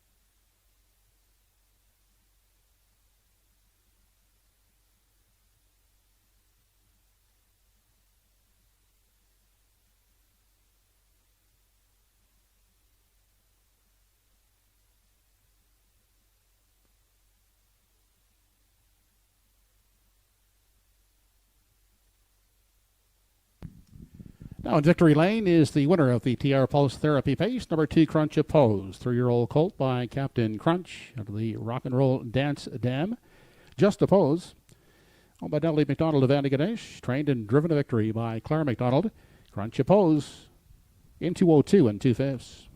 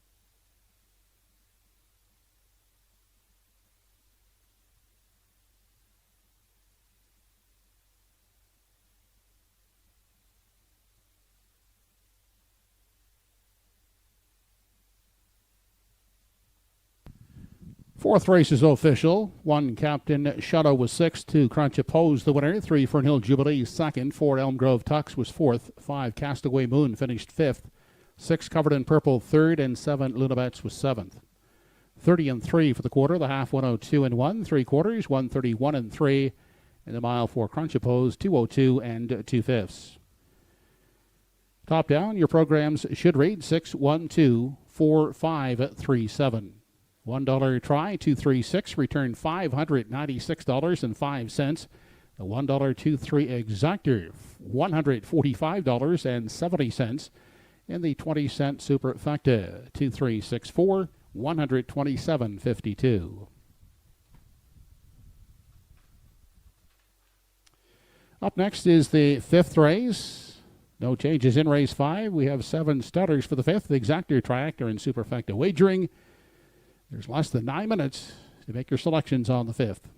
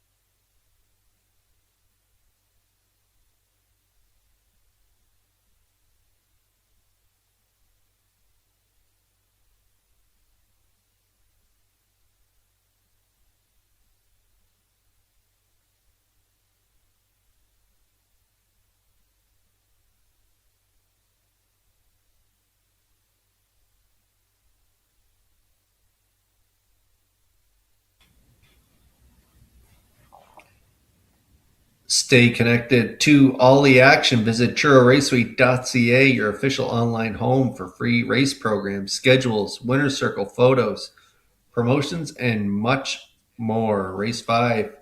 It's coming up next. I'm at 1-4-6 in here, going with the free-legged mare on the rail for Greg Monroe, 7-2 on the morning line. I'll take that 15-1 for sure. On the 1 Lady in Paradise. I like the 4 Cool Do. I always really like this horse, and he usually always has a great late kick, so we'll look for him on the end of it there. And I'm going to put the 6 in, Just a Country Boy, there for third. Sugar Doyle likes a 1, 2, 4. He likes the 1 as well. Scott Waddell likes a 2, 4, 3. Program selections are 4, 2, 1 in the upcoming 5th race. The horses are making their way out of the paddock. Post Parade is next.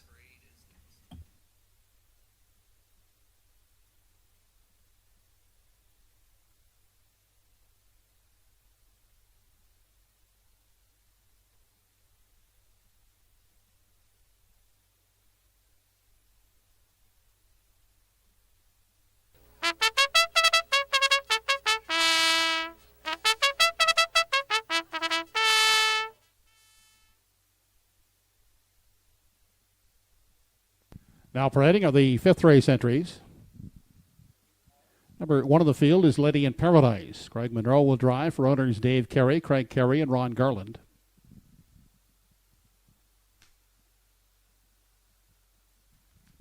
Big Engine from post 2 will be driven by the owner Evan Wilson.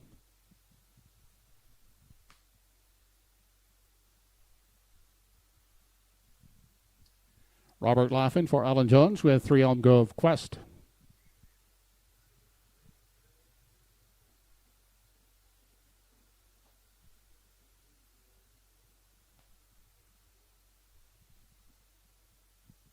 Keith Legg at the lines of 4 Cool Dew, owned by Steve McLeod.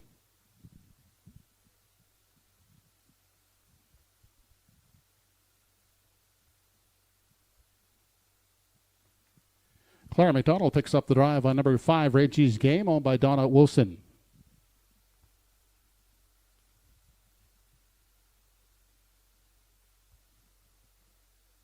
From post 6 is Just a Country Boy. Darren Crow at the helm for the Won't Back Down stable.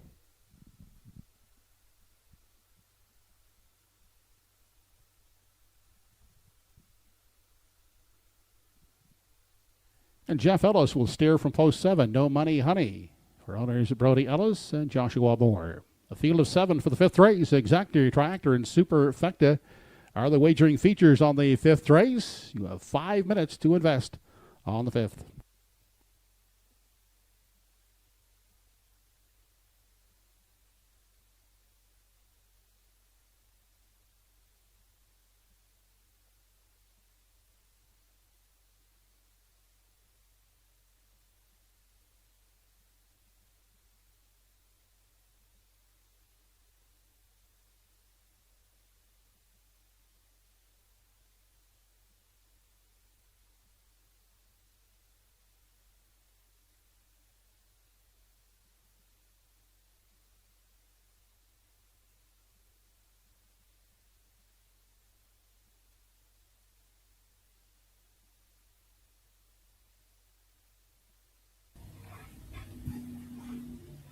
Okay, Sugar Doyle and I riding along with the 1 here. I love the odds right now. 11 to 1 on Lady in Paradise, coming in off back-to-back 4ths. Greg Monroe going to do the driving here tonight on Lady in Paradise. 59 to 3 last time out.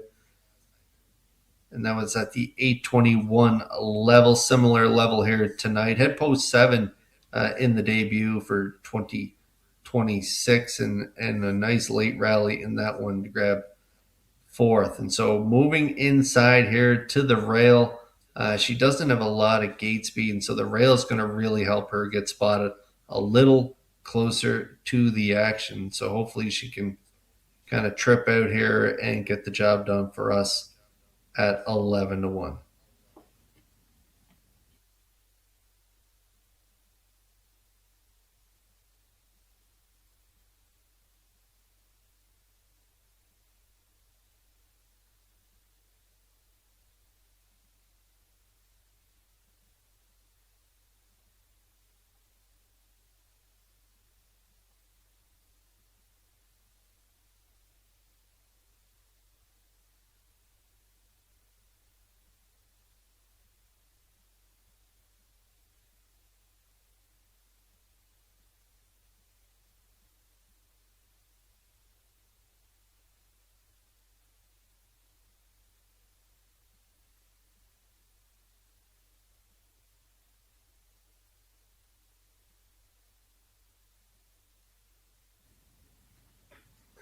Down to 2 to go here before race 5. Probably big engine will be cutting the mile from this inside draw with Evan Wilson. So, but the last quarters to be desired, I would say, best way to put it for big engine over the last few weeks. And so I left that one off my ticket. I thought Cool Do does typically have some pretty good closing speed, coming in off of fourth there in 2 minutes 1/5. That was at the 12:01 level last time out. Even the start before was at the 12:01s, where he kind of just sat in along the rail and just kind of finished fifth. Didn't really make many moves, and so 2 minutes flat was a mile. I just like the last two starts, consistently racing in that 2 minute range. 4-time winner from 19 starts, mark of 57.3, taken last year at Truro, almost 7,000 in earnings. Keith Legg gets along great with this guy. Cool Do, trained by Stephen McLeod. He's also the owner, and so we're going to take a shot at him. He was pretty good in that last start of last year where he brushed and crushed to win in 59. And so I could see him setting up a mile like that, a trip like that tonight, getting away mid-pack and then making a move in the middle of the mile. And so we'll put him in for the deuce. Cool Do, 9 to 5.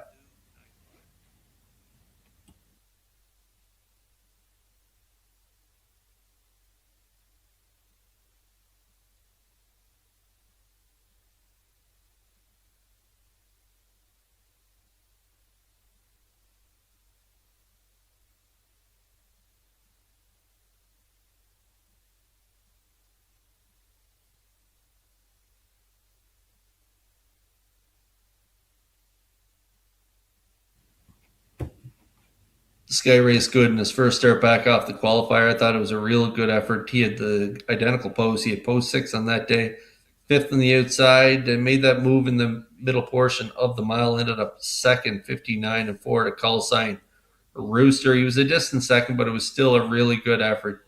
And then last time out, he had the 2-hole ride, ended up 5th, 59-3, and against some pretty nice horses like the Vicar and company. And so just a country boy, and against this group here tonight, I do think he can grab a piece of this triactor for Darren Crow and Gardner McCollum at a post 6. Love the odds on this guy too, 9 to 1 currently.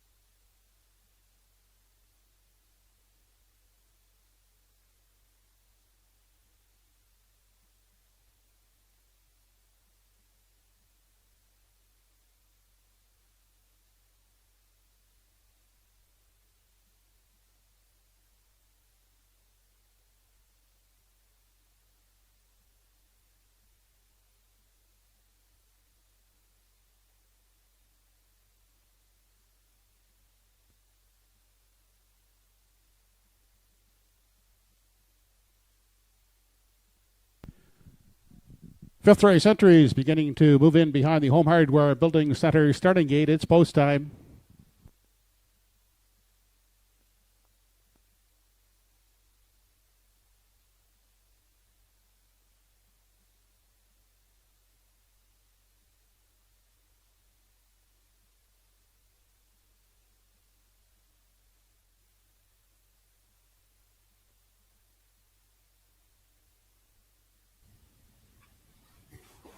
Home Hardware Building Center starting gate in motion here for race 5. Another evenly matched group, and they're on gate. So let's go back upstairs for the call to Joe Kelly. Race 5 of the evening, Lady in Paradise, Big Engine, Elm Grove Quest, Cool Do, Reggie's Game, Just a Country Boy, and No Money Honey.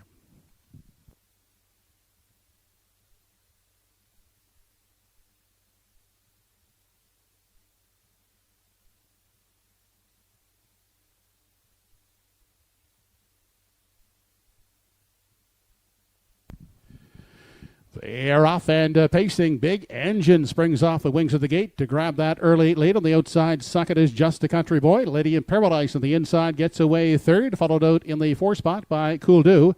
Getting away unhurried fifth is Elm Grove Quest. Back in 6, we find Reggie's Game in the early trailer. That is No Money Honey. Onto the backstretch, led by a Big Engine as they race onto the opening panel. Big Engine opens up by 2. Just a Country Boy follows from the garden spot second. Then Lady in Paradise has gotten away third. Cool Do is pacing at the rail in 4. Inside and looking at it, 5 Elm Grove Quest. Further on back, the trailing pair. They are Reggie's Game and No Money Honey. 28 and 3, single file as they continue past the 3/8 and off the top turn. Out front, setting the tempo. That's Big Engine, still on a 2-length advantage as they move off the turn over Just a Country Boy. Inside, Lady in Paradise now steps to the outer tier third, followed in 4 by Cool Do as they arrive at the half. It's still Big Engine on the front end. First up attacker, here comes Lady in Paradise second. Staying at the rail, locked up in the box is Just a Country Boy third. Getting a second over toe now into 4th. As they move past the 5/8 is Cool Do. Inside, Elm Grove Quest within striking range in 5, gapping out a bit 6, Reggie's Game. And still at the back is No Money Honey. The half was 59 and 1. Out of the 3/4, led by Big Engine, 3 parts of a length. Lady of Paradise, Cool Do, out of the 3-wide path, is charging up now to stick ahead in front. As the field heads to the 7/8, Cool Do with a 3-wide path, the leader. Down inside, Big Engine trying to battle back second. In the center, in the third. That is Lady in Paradise as they arrive at the 7/8. 129 and 3/4. That is Cool Do leading the way off the top turn and into the lane for the final time. Down inside, Big Engine. Outside in the center is Lady in Paradise, but it's Cool Do taking over the lead. And Cool Do will prevail here in the 5th race. The battle for the place spot goes to Just a Country Boy up the passing lane. Holding for third is Big Engine. A mile in 1:59 and 4/5.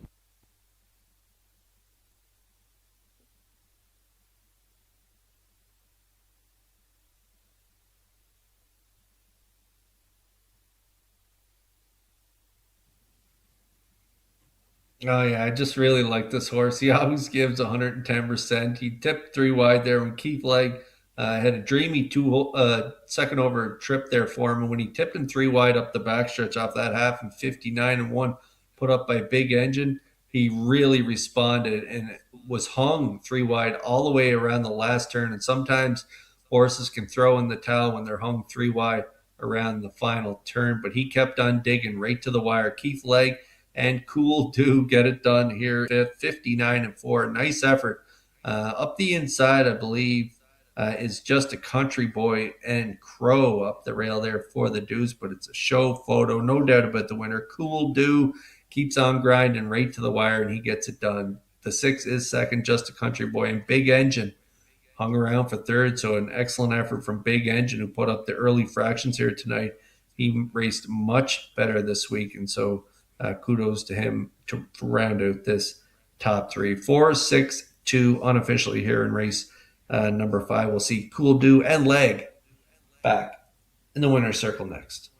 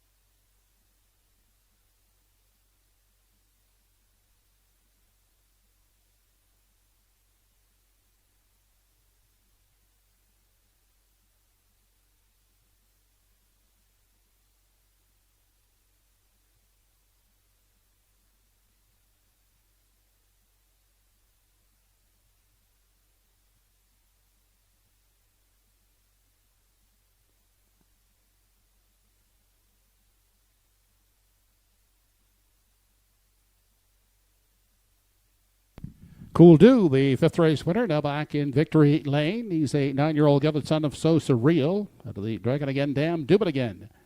Owned and trained by Steve McLeod of Onslow Mountain. Keith Legg, the winning driver. Cool Do in the 5th in 1:59 and 4/5.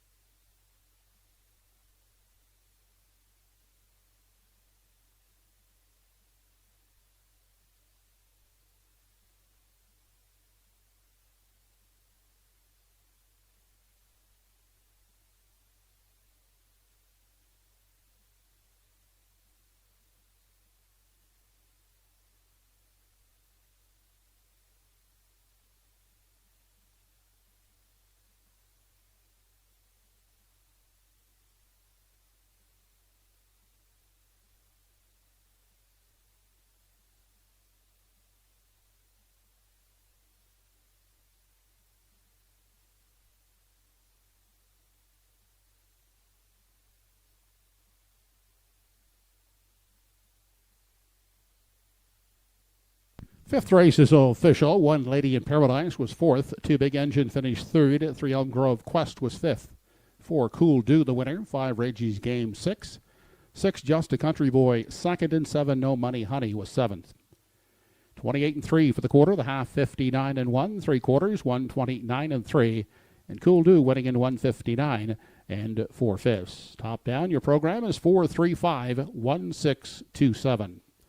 462 try returns $69.10. 46 exactor $31.90.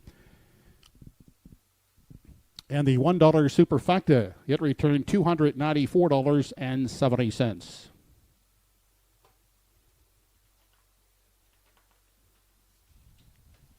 Race 6 is up next. We have a scratch in race 6. Number 7, Midnight Love, will not start. Midnight Love scratched sick. We're down to 7 entries in race 6. Exactor, Triactor, and Superfecta are the wagering features with less than 9 minutes to purchase tickets.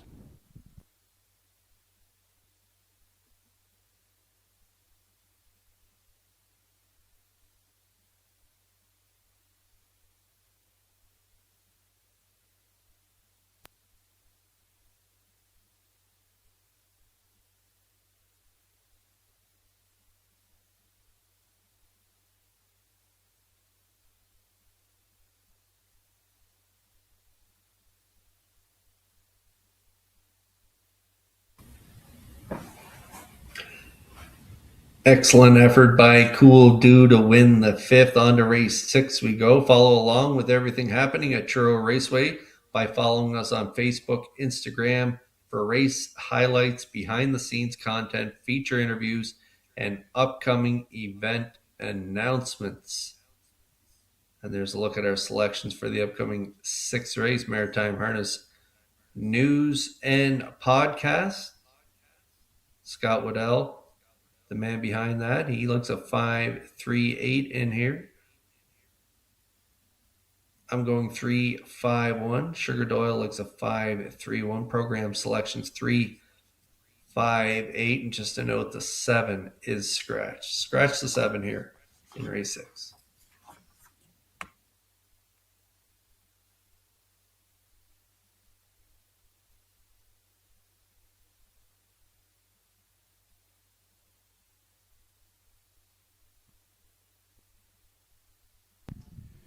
Tonight's 20-cent pick 5 returned $147.07.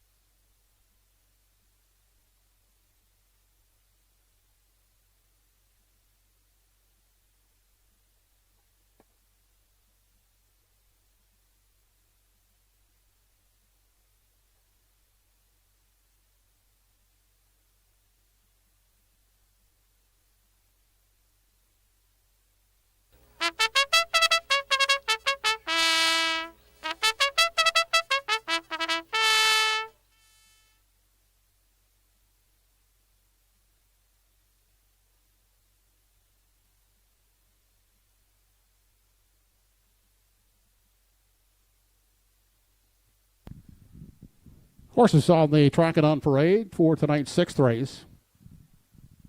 Number 1 of the field is Good Friday 3, owned by Debbie Ellis and driven by Jeff Ellis.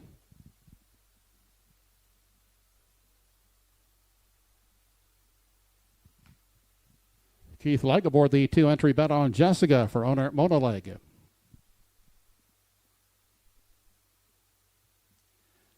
Rebecca Horton, Jesse Brewer, Blair McLaughlin, Jeff Lilly share the ownership of 3. Magnificent Rose, Darren Crow will drive.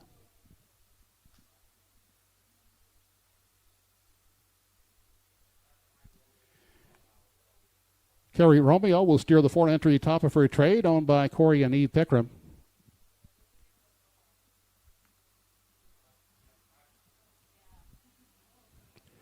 Claire McDonald owns and drives the 5-entry Tiziano. Co-owners are Kevin McFadgen and Ian Tate.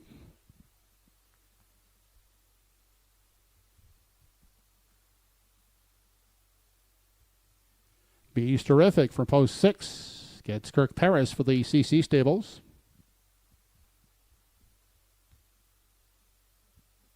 The 7 has been scratched. In the Cincinnati Stables, 8 Cincinnatus with Bruce McGee driving.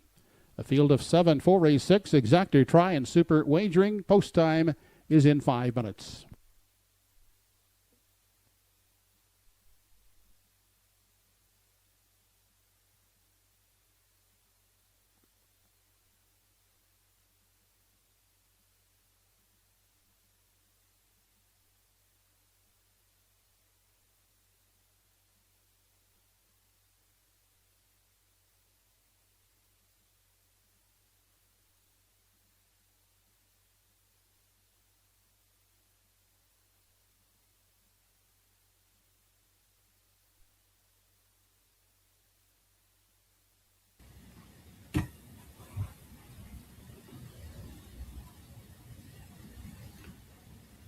Magnificent Rose from post 3 here in race number 6. I like this 3-year-old filly by Tobago Cays to get the win. Darren Crow will do the driving for George Renison, takes over the training duties from Joe Baxter, and this one had that win to close out the year there in 59-1 in the Maritime Breeders, actually second in that day, 59-1, and then had the qualifying win in 59-1. Then was scratched out of that B stake in Summerside. So first start of the season here for Magnificent Rose.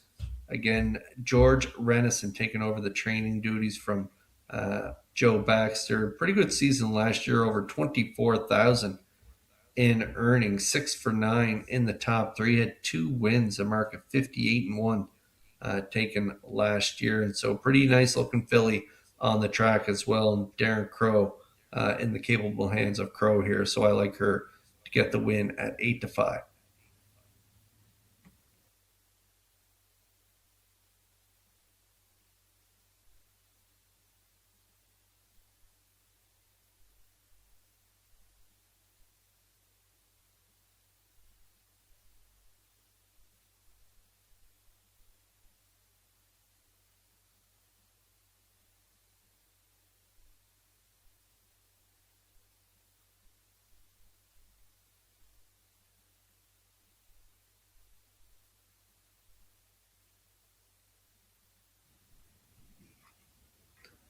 The 3 Magnificent Rose, she doesn't have a lot of gate speed, and she's going up against some kind of a mixed bag of horses here. And one of those horses is the 3-year-old by Blood Money gelding Tiziano out of the Claire McDonald stable. So we'll see how Crow sets it up from post 3.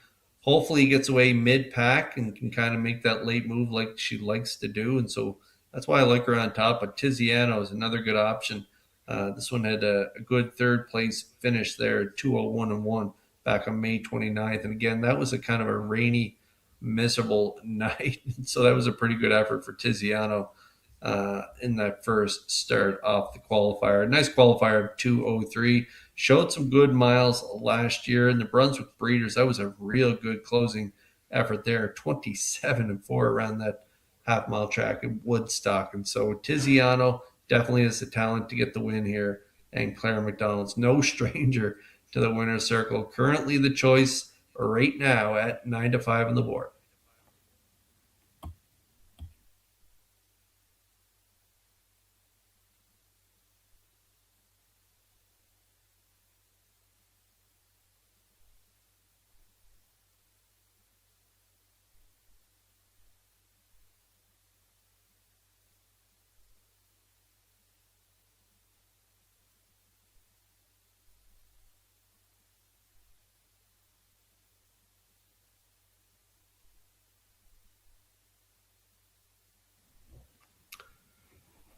When I say mixed bag, this is definitely a mixed bag. On the rail, we got a 14-year-old veteran by Mach 3. Debbie Ellis is the owner. Don Ellis trains. Jeff Ellis in the seat. The free-legged veteran had the front for a little bit there in that last qualifier. Got to the front, then sat 2, finished 5th in the qualifier, 2:01 and 2. Showed some nice miles last year in 59 and change. 2 minutes. Heads to rail here tonight. Should be forwardly placed. And I could see Good Friday 3, maybe even cutting the mile. Bet on Jessica could be close to cutting the mile too. There's a lot of inside speed here from the inside of the gate. And so we'll see if Good Friday 3 and Ellis can get off the gate on the right foot and get spotted up close, because I do believe that one can hang around for a piece of this Triactor ticket, currently 7-2.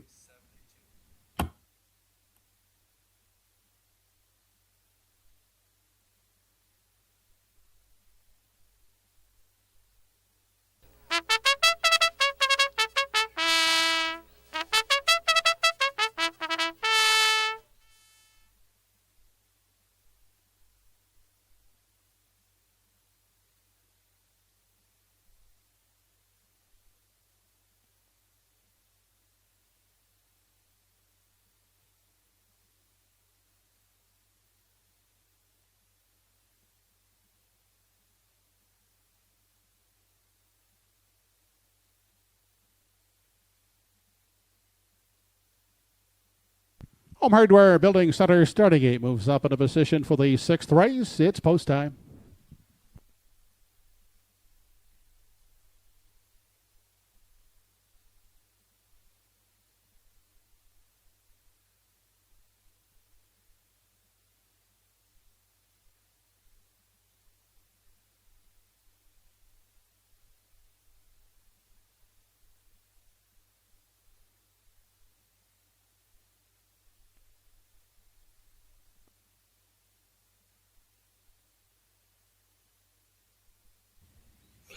We got 3-year-olds, we got 14-year-olds, we got geldings, mares, a real mixed bag here going to battle in this 6th race as the horses line up behind that Home Hardware Building Center starting gate. Let's return to Joe Kelly for the call.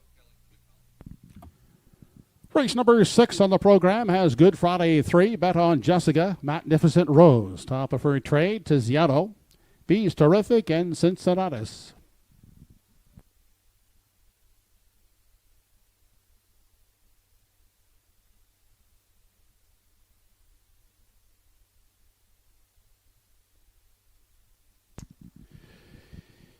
They are off and pacing in the 6th on the inside. Good Friday 3 sprints off the wings, looking to grab that early lead with top of her trade on the outside, crossing over to pocket up 2nd. Down on the inside and getting away 3rd, that's Bet on Jessica. Tiziano follows out in 4, gap of some 3 lengths back in 5. That's Magnificent Rose, followed to 6th by Bees Terrific. At the back of the field is Cincinnatus in 7. Through the backstretch, single file as they check into the opening quarter. Good Friday 3 loose on the early lead. Out there clear by 5-6 lengths with top of her trade. The next closest pursuer is 2nd to the inside. That's Bet on Jessica traveling 3rd. Campaigning the rail in 4 is Tiziano. Magnificent Rose next in line from 5. Back in 6th, Beast Terrific has only 1 beaten in the early going. That's Cincinnatus as they round the top turn. Opening quarter in a snappy 28 seconds flat. In front of the grandstand now for the first time as they near the half. Good Friday 3 pacing on the lead. Now diminishing 3-length lead. On the inside 2nd now is Tiziano. Outside left uncovered, Magnificent Rose 3rd. On the inside, top of her trade, shuffle back to 4th. 5th inside, Bet on Jessica. On the move, gap to the cover outside in 6th. That's Bees Terrific. And at the back is Cincinnatus onto the backside. Final time as they approach 3/4. The half was 59 seconds flat. It's still Good Friday 3, but now just by 3 parts of a length on the outside. That's Magnificent Rose 2nd. Inside 3rd is Tiziano. Then we have a large gap of some 6-7 lengths. Back to Cincinnatus on the outside in 4. They head to the 7/8 now. 3/4 in 1:28 flat. Holding that lead is Good Friday 3 on the inside. Outside, Magnificent Rose is closing in with less than an 8 to pace. Now to the outside, a 3rd. Here comes Tiziano fanning out 3 wide for the drive. On down the stretch, it's Magnificent Rose taking over. Outside, Tiziano 2nd. Magnificent Rose will prevail here in the 6th. second. Tiziano, and Good Friday 3 will finish third.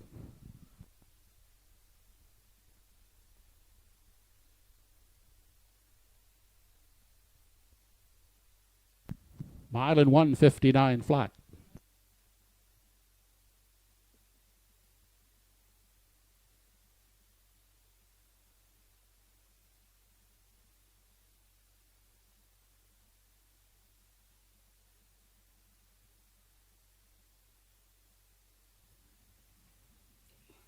Well, this 3-year-old filly by Tobago K, she had a real good year last year, over 24,000, made 6 of 9 in the top 3 with that mark of 58-1. She comes first up on a veteran here, 14-year-old Good Friday 3, who put up the hot early fractions, 28.59, 3/4 128. She kept on grinding first up, and there was no quit in her. Crow kept the pedal to the metal, and down the stretch, she's able to clear by and drive off for the victory. Nice effort from Magnificent Rose and Crow. 159-1 is the mile, picking up her third lifetime win. She gets it done in a first up effort here tonight. Good on her. I liked this filly last year, and I like her even more coming back this year. That was a big first start back, first up against, like I said, a veteran with 37 lifetime victories in Good Friday 3. So good effort for Magnificent Rose. Tiziano is second. Good Friday 3 for the ice cold try again in this 6th race. We're having a good night. Hope you are too. And we'll see Magnificent Rose back in that winner's circle next.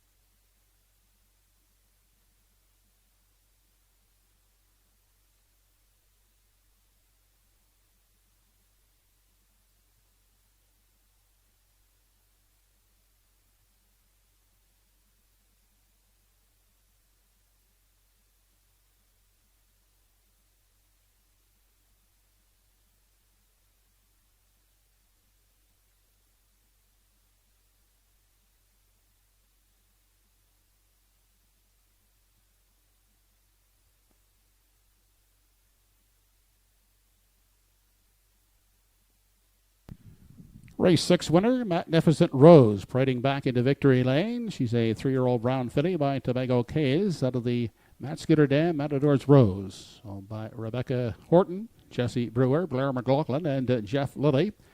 Trained by George Renison, Darren Crow picking up his third winning drive of the evening. Magnificent Rose in 1:59 flat.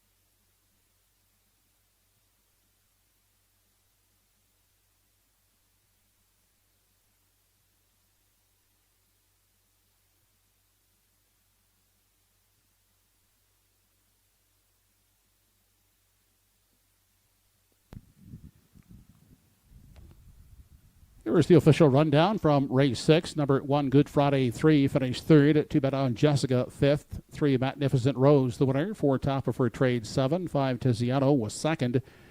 6, Beast Terrific, 4th. 7 was out. 8, Cincinnatus finished 6th. 28 seconds for the quarter, the half 59. 3/4, 128 the mile. In 1:59 flat for Magnificent Rose. Top down in review, 3, 5, 1, 7, 2, 4. Scratched 6 on the bottom. 3-5-1 try in race 6, returning $40.80. 3-5 exactor, $8.90. $1 superfecta, 3516, returning $299.30.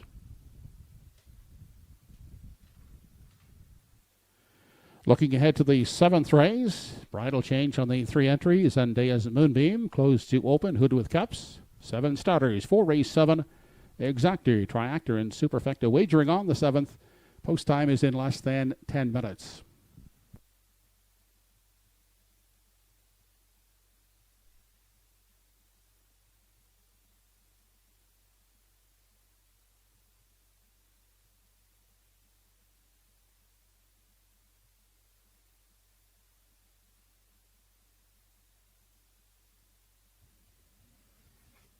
Great payouts in that 6th race, $40 for that try. I thought it wasn't too difficult, and so a nice return there. A nice return on the Superfecta too, with Bees Terrific in there for 4th. And then we got the 7th coming up next. Promote your business while supporting one of Central Nova Scotia's longest running sporting traditions. At TruroRaceway, we offer advertising opportunities that deliver results, from broadcast ads and backstretch signage to race sponsorships and more. Put your business in front of passionate fans all season long. Reach out today at customer experience at TruroRaceway.ca to learn more. And we're going to peek at our selections for the upcoming 7th race. We'll try and keep the good luck rolling here in this 7th race. I'm at 174. Sugar Doyle looks at 714. Scott Waddell program selections matching strides with me here with a 174 in the upcoming 7th race.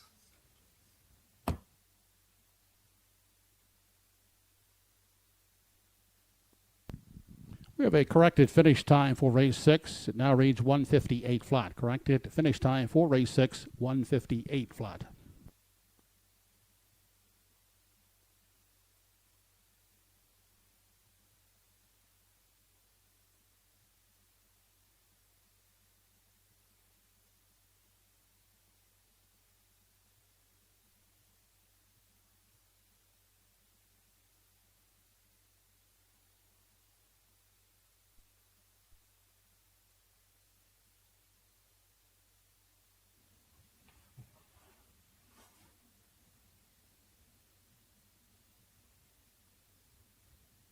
Okay, we got the winning 50-50 ticket here. So get your 50-50 tickets ready.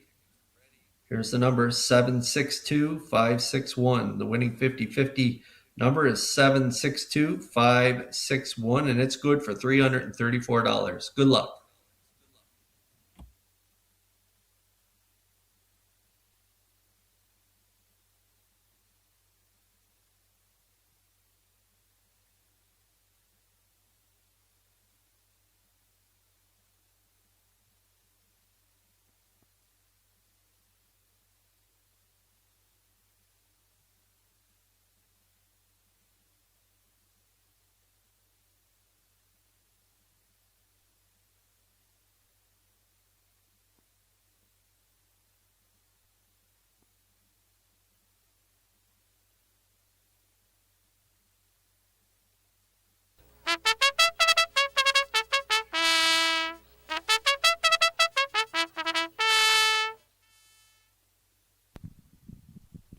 Seventh race entries now on the track.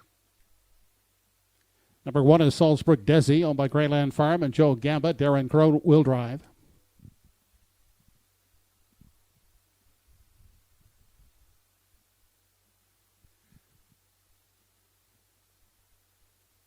The Yin Yang from post 2 has Robert Laffin driving for Dave Settle and Anthony Repschel.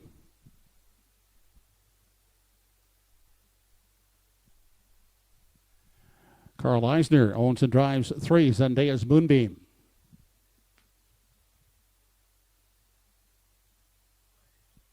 Renison Racing Incorporated, the owners of 4, Tobin's Gem, with George Renison at the lines.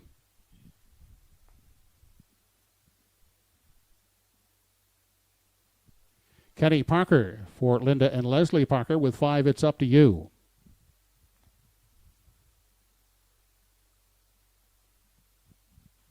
Mill Pond Cheyenne from post 6 picks up Keith Legg for owner Lee Johnson.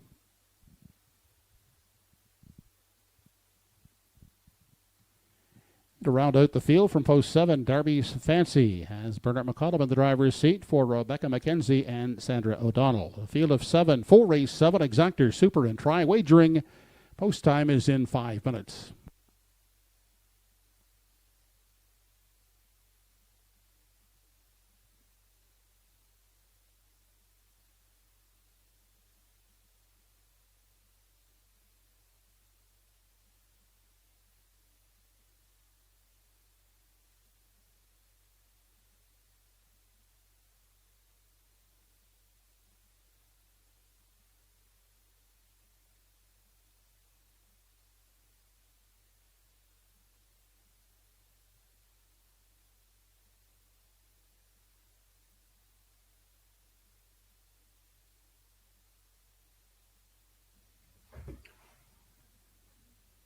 Well, we had a really nice talented filly win the 6th race. I was talking to someone last night at Red Shores how tough the 3-year-old filly division is here in the Maritimes this year. What a crop of 3-year-old fillies. Here's another nice filly here. The 1, Salzbrook Desi, had that big win in Summerside, 57-2. Got away 5th early, then made that brush to the front and did not look back, winning that B division of the Atlantic Sire Stakes there. Right off the qualifier, ready to roll. 3-year-old filly by Somewhere Fancy, owned by Greyland Farms and Joseph Gamba and Danny Romo, the trainer, and Darren Crow in the seat. Paul Langell was in the seat for that win in Summerside, and they got the rail advantage here tonight. So I think it'll be a few left turns in this one and trip to the winner's circle. For the 1, Salzbrook, Desi, and Crow. 2-1 currently.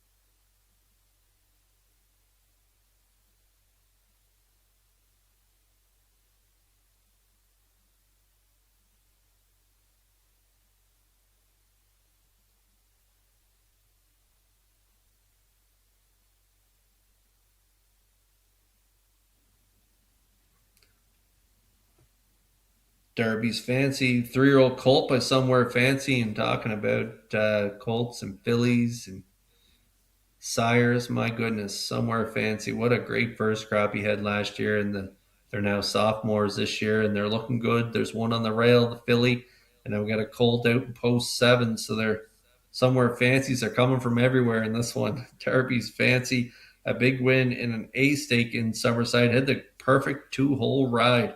He got the job done in 57-1, closing quarter 28-2, almost made 30,000 last year, just shy of 30,000, 29 and change. And so from post 7, Pooker McCollum, the trainer and driver, we'll see what kind of trip he can work out, but this guy does have the talent to get the W.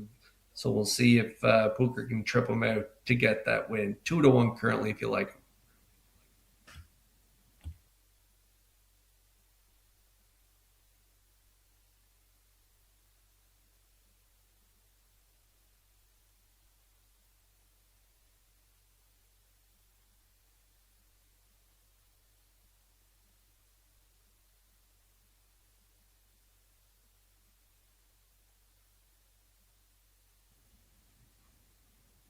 Down to 2 to go here before race number 7. Lots of ways to play the horses in here. Exactor, Superfecta, Triactor, Wagering.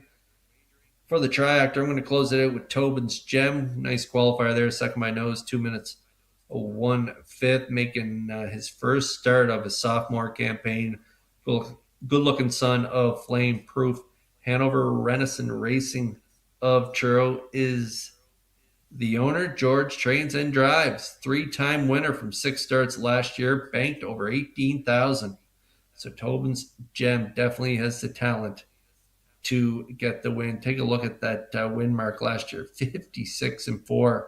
And he did it a 2-hole ride for Campbell there with a closing quarter of 28-1 in Charlottetown in a Sire Stake A division. I remember that day. He was large. And he's not a large horse, so he's got a big engine for kind of a small horse. And so he's got a great starting spot here to start a sophomore campaign with the W. 5-2 currently on the 4, Tobin's Gem.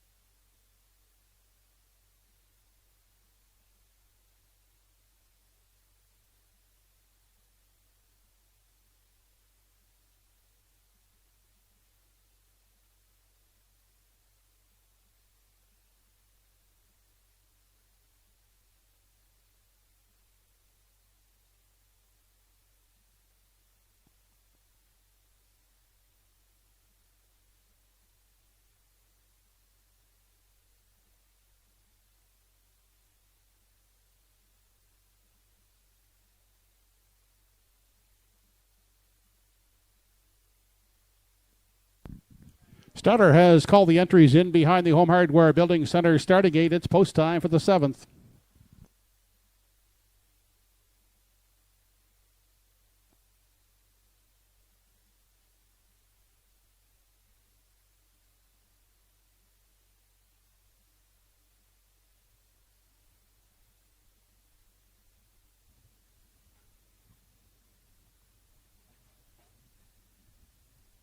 Co-favorites in here, son and daughter of Somewhere Fancy, as the field for the 7th lines up in behind the Home Hardware Building Center starting gate. Let's return to Joe Kelly.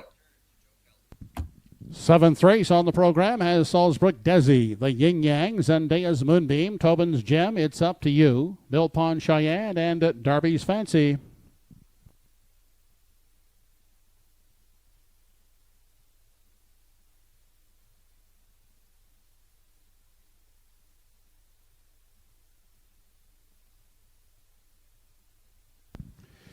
They are off and pacing. The Yin Yang is first off the wings of the gate to grab the lead. Outside, Darby's Fancy leaving sharply. Down to the inside, Salzburg Desi has come away in the 3 spot. Followed out 4th by Zendaya's Moonbeam. Then next in line from 5 as they make their way by the opening 8th is Mill Pond Cheyenne. Back to an unhurried Tobin's Gem, who gets away in 6th, 7th, and at the back, It's Up to You. Through the backstretch for time 1 as they arrive now at the opening panel, led by the Yin Yang out there, leading at a length and a half, with Darby's Fancy giving chase from the pocket. Second, Salzburg Desi looking at it from 3, campaigning the rail in the 4th spot. That is Zendaya's Moonbeam. 5th inside for Mill Pond Cheyenne. They arrive at the 3/8, 28 seconds. Was the opening quarter as they swing off of that top turn and race into the stretch now, approaching the half. And here comes Salzburg Desi up on the outside, looking to wrestle the lead away from the Yin Yang as they arrive at the half. Sitting in the pocket 3rd, that is Darby's Fancy, followed outside in 4 now by Mill Pond Cheyenne. 5th and staying in is Zendaya's Moonbeam. Moving off the rail, Tobin's Gem in 6, and It's Up to You is back there in 7.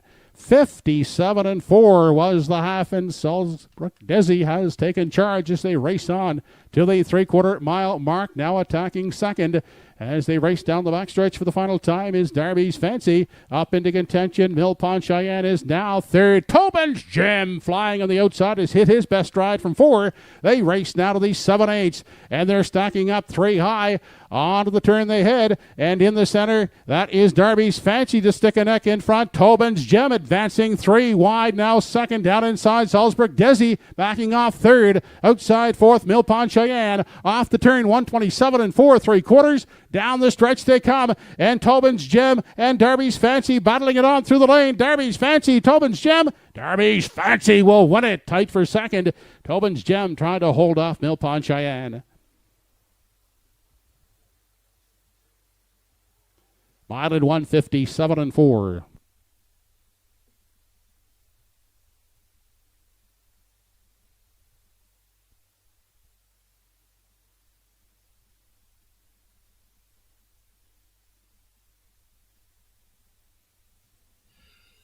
Okay, excellent drive here by Pooker McCollum. I didn't think he'd be crossing right over and getting into the 2-hole there, but had I known that, I probably would have put this guy on top. I thought Salzburg Desi might end up in that 2-hole ride from the rail, but heads up steer by Pooker as he gets into that 2-hole and then makes his way out of the 2-hole there as Salzburg Desi comes first up. That took a big bite out of her, 57-3. Battling with the Yin Yang there first up, and she kind of got tired late in the mile, and then the three-year-old Colts kind of took over in deep stretch with Tobin's Gem with that big 3-wide blast. I didn't know if he'd be tight enough here tonight to get the win coming in off that qualifier in 2 minutes, but he raced large, 3 wide around the last turn, and he kept digging right to the wire to grab the deuce. But Darby's Fancy out that great steer by Pooker. They get it done here from post 7 at 6-5. Tobin's Gem second, and Mill Pond Cheyenne at long odds in there for third. 7-4-6 unofficially here in the 7th.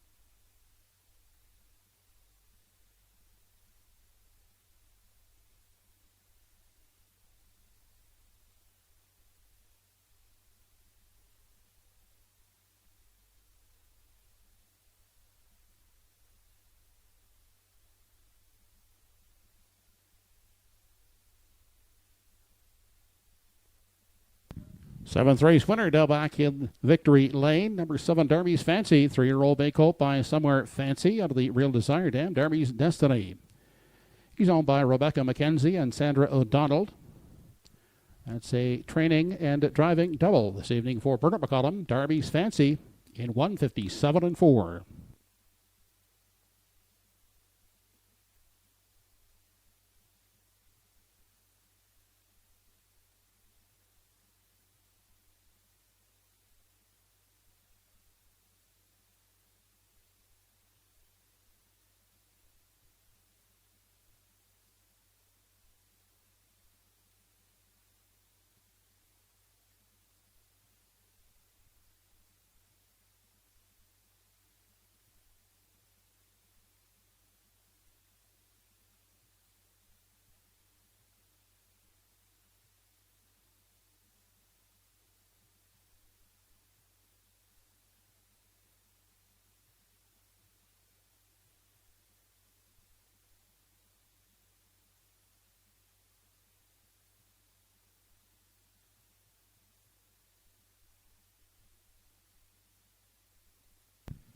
Here's how they finished in race 7. Number 1, Salzburg Desi 5th. 2, the Yin Yang 7. 3, Zendaya's Moonbeam 4th. 4, Tobin's Gem was 2nd. 5, It's Up to You.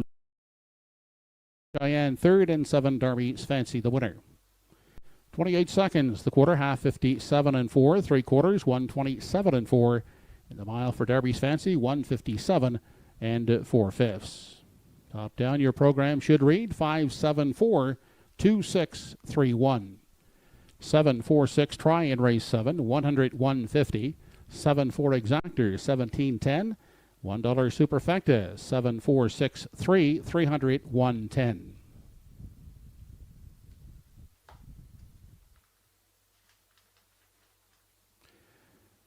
Race 8 is up next. The Masstown Market Pace. 7 starters in Race 8. There are no program changes. Daily Double, Exactor, Superfecta, and Triactor Wagering are the features on Race 8 with 9 minutes to post.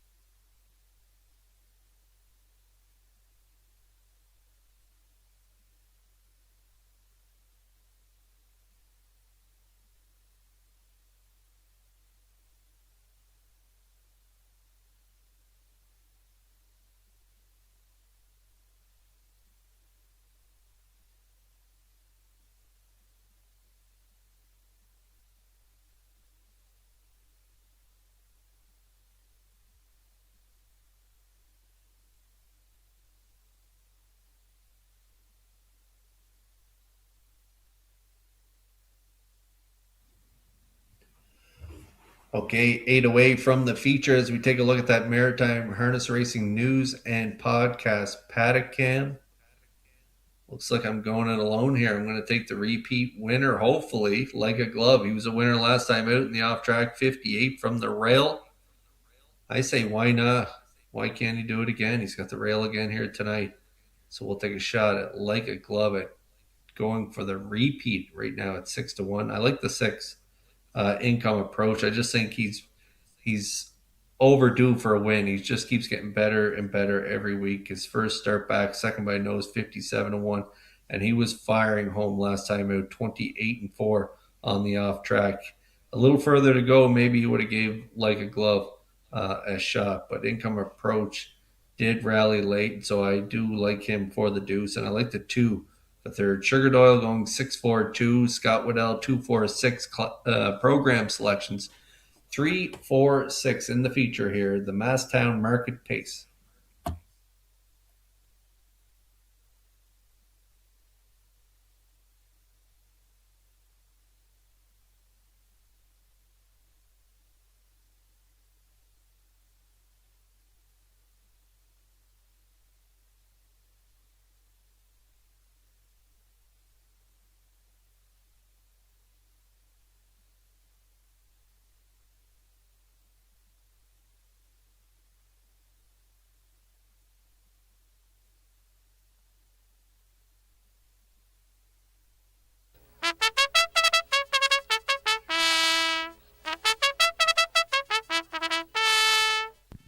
Now parading of the starters in the 8th race, it's the Masstown Market Pace. Number 1 of the field is Like a Glove, owned by Wayne Webby, driven this evening by Noah Webby.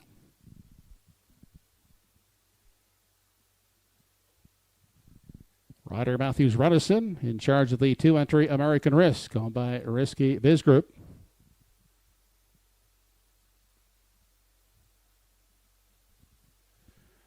Better on than off.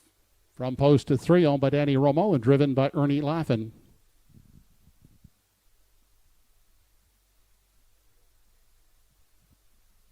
Kevin Harvey and Connor Keogh are the owners. Darren Crow will drive for Bounty Hunter.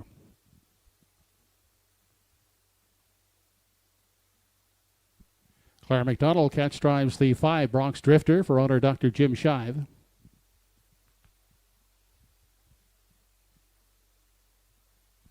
Rachel McDonald owns the 6-entry Income Approach. Keith Legg in charge.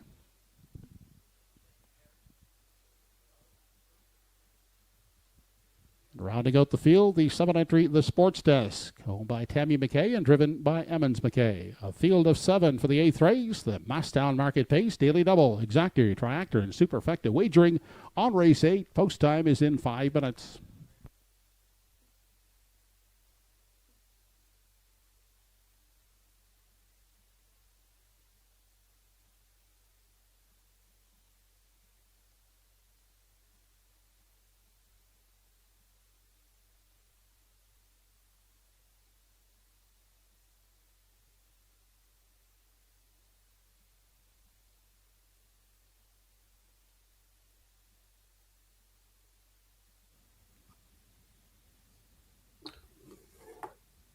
Last week's winner, 11-1. Andy has the rail. That tells you how tough this feature race is. But I'm going to him like a glove. I just thought he controlled things from start to finish last week, and he was a comfortable winner there in 58. He had a good first start under his belt there. He had post 4, got away 4th, and finished 5th, only beaten 3 and change at the wire, 57-4. Closing quarter, 28-4. He was a good one last year too, a mark of 54-2 at Churros. So I think he's sitting on a big race here tonight for Webby. Like a glove from the rail. Loving that value. Hope it holds up. 11-1.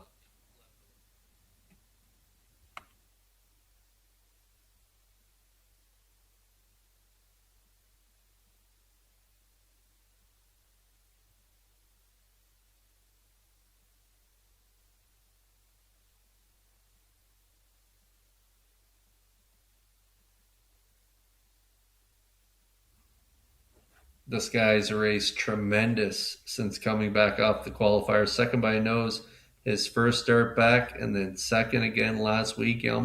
He was reeling in like a glove late in the mile. He was just flying down the stretch, and that's a 6 income approach. He had post 6 last time out, rallied from off the pace to get the runner-up spot in 58-2 on the off track, 28-4 final panel. Keith Legg's been in the seat for both trips, and he's in the seat again tonight for Rachel McDonald. So I'm going to take a shot at income approach for the deuce at 5-1.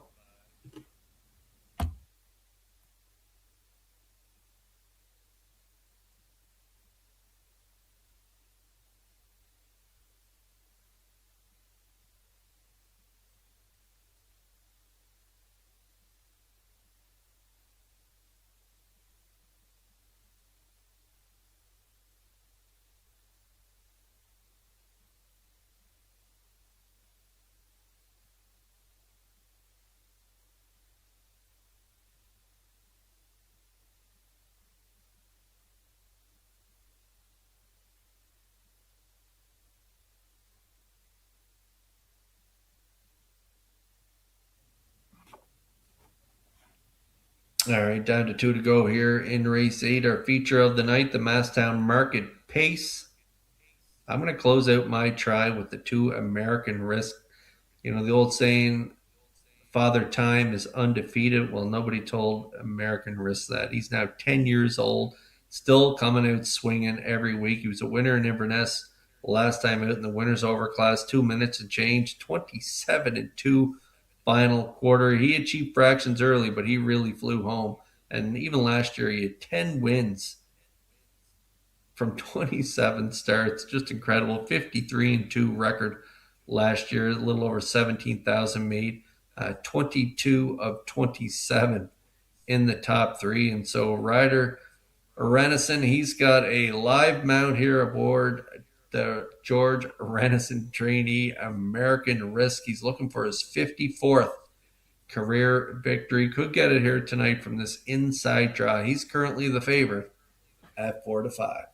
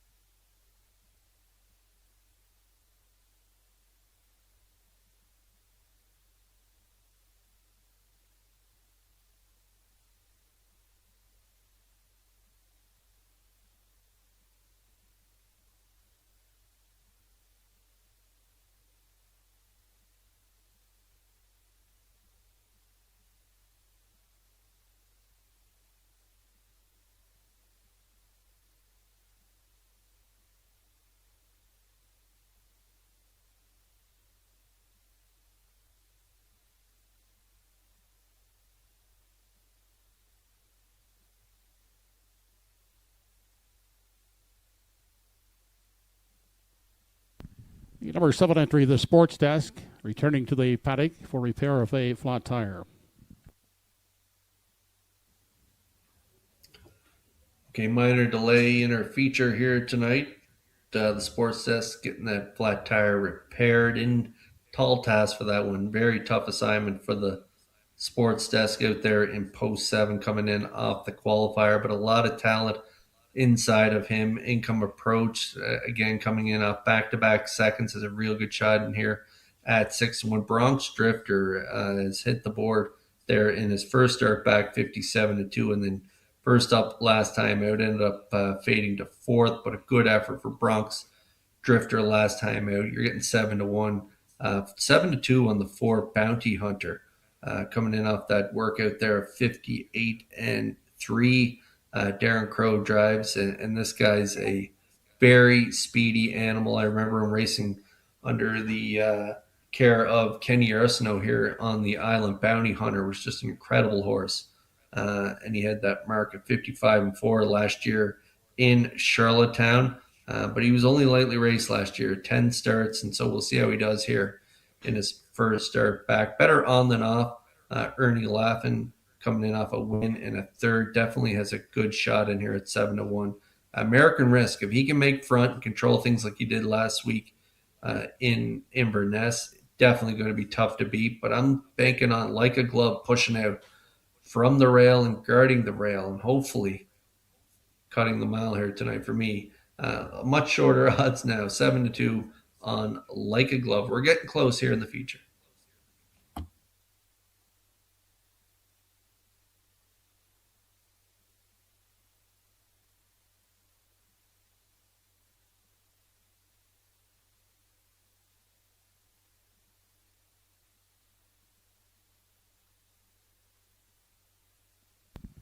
Chris Colvin, check with the test barn, please.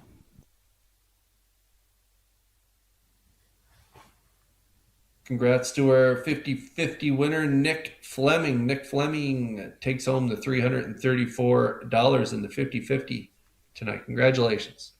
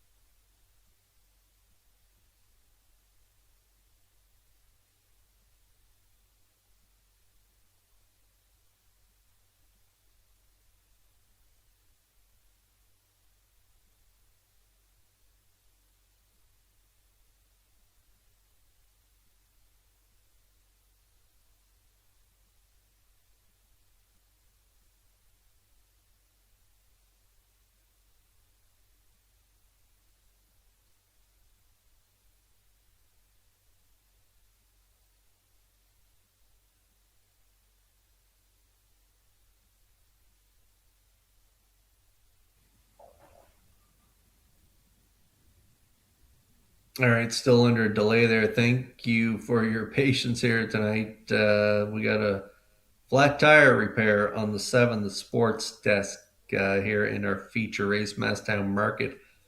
Pace, again, thank you for your patience here as the 7 gets that tire repaired. We're back on the track hopefully in a moment, and we'll get to see these great horses do their thing in this feature race.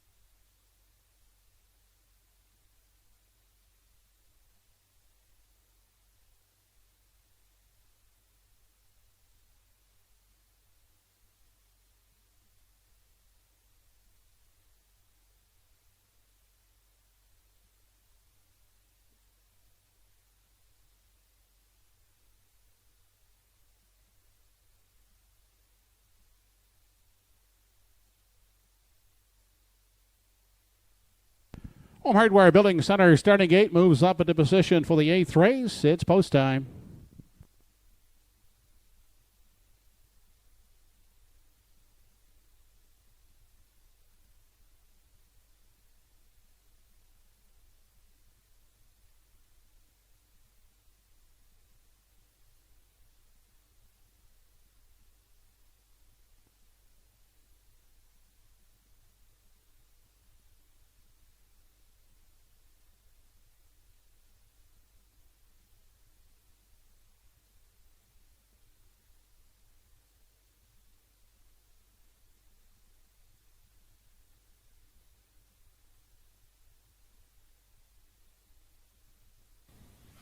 Home Hardware Building Center starting gate in motion for the Masstown Market Pace, the feature of the night. Let's send it up for the call to Joe Kelly. Eighth race has Like a Glove, American Risk, Better On Than Off, Bounty Hunter, Bronx Drifter, Income Approach, and the Sports Desk.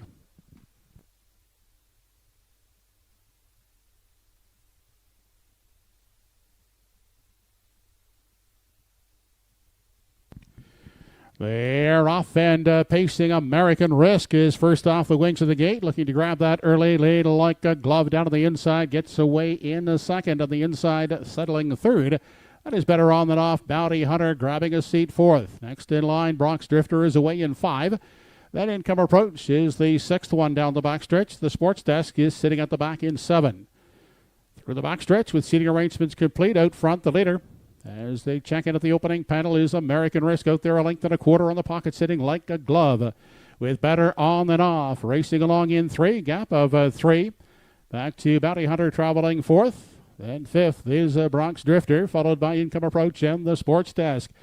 No change in positions as the field rounds the top turn. 28 seconds flat was the opening quarter there, led into the stretch into the half by American Risk. Like a Glove, content in the pocket, now angling to the outside, Better On Than Off from 3. 4th inside and saving ground is Bounty Hunter, outside and moving. With cover now is Bronx Drifter from 5. Back to Income Approach in 6, and the Sports Desk is 7th. Into the turn, they approach the 5/8. American Risk going unchallenged thus far on the front end. Still leads the way as they continue into the backstretch. Final time, the half 57-4. It's American Risk on top. Out of the pocket now comes Like a Glove second. Inside, that is Bounty Hunter. Now with racing room in 3. 4th inside is Income Approach. They race on now to the 7/8. It's Like a Glove on the outside to challenge American Risk. Bounty Hunter within striking range on the inside. A ground-saving trip in 3 as they swing off the 7/8 turn. 127-1 was the 3/4. American Risk holding that lead on Like a Glove inside. Bounty Hunter is into the passing lane third. Down the stretch they come. American Risk is still there, and American Risk will win it in gate-to-wire fashion. Bounty Hunter up to finish second, and closing is Income Approach to get the show spot. Mile in 156-4.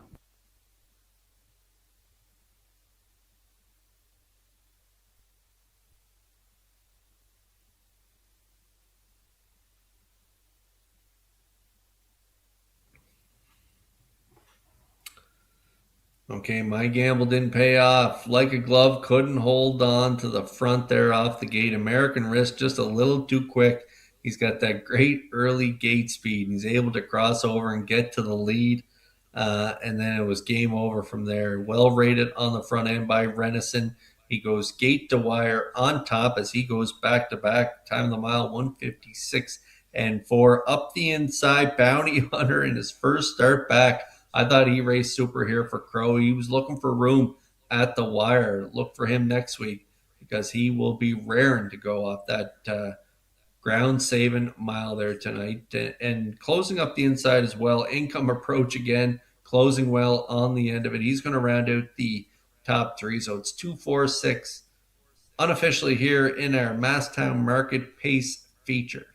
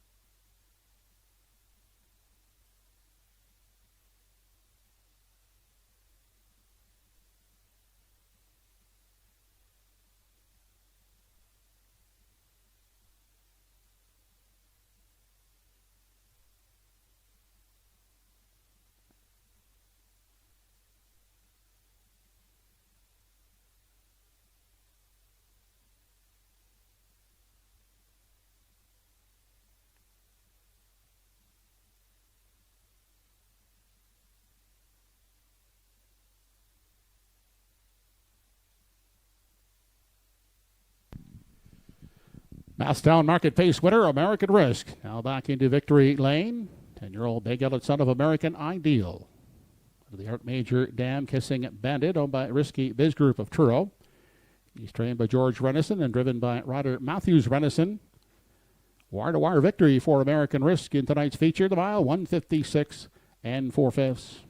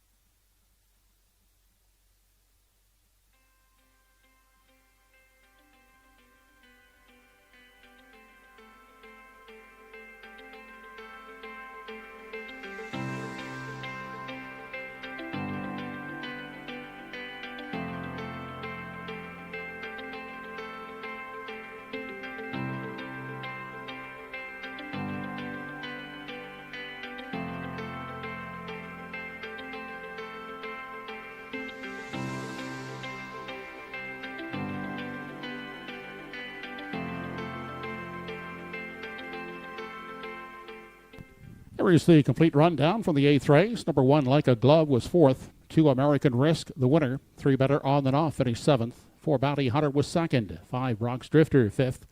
6, Income Approach, 3rd. And 7, The Sports Desk, was 6th. Quarter was 28 seconds. The half, 57 4. 3 quarters and 127 1. And the mile for American Risk, 156 4/5. Top down, 417 2536. 246 try in race 8, $104.90. 24 Exactor, $28.80. $1 Superfecta, 2461, $106 even. 9th and final dash on tonight's program is up next. 7 starters in race 9, Exactor, Triactor, and Superfecta. Wagering on the 9th race, post time in 10 minutes.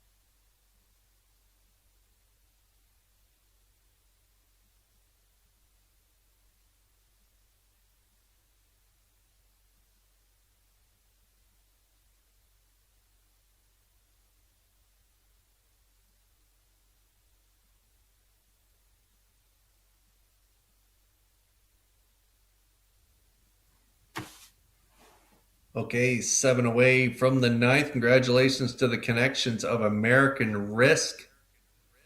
Father Time has yet to catch up with him. The now 10-year-old just keeps on rocking and rolling, picking up his 54th lifetime winning the Masstown Market Pace feature here tonight. Great effort from him, again, on the front end like he's done so many times.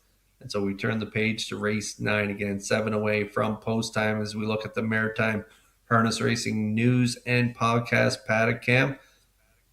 I'm going with a 361 here. Sugared Oil looks at 317. 136 for Scott Waddell. And program selections 361 here in the finale.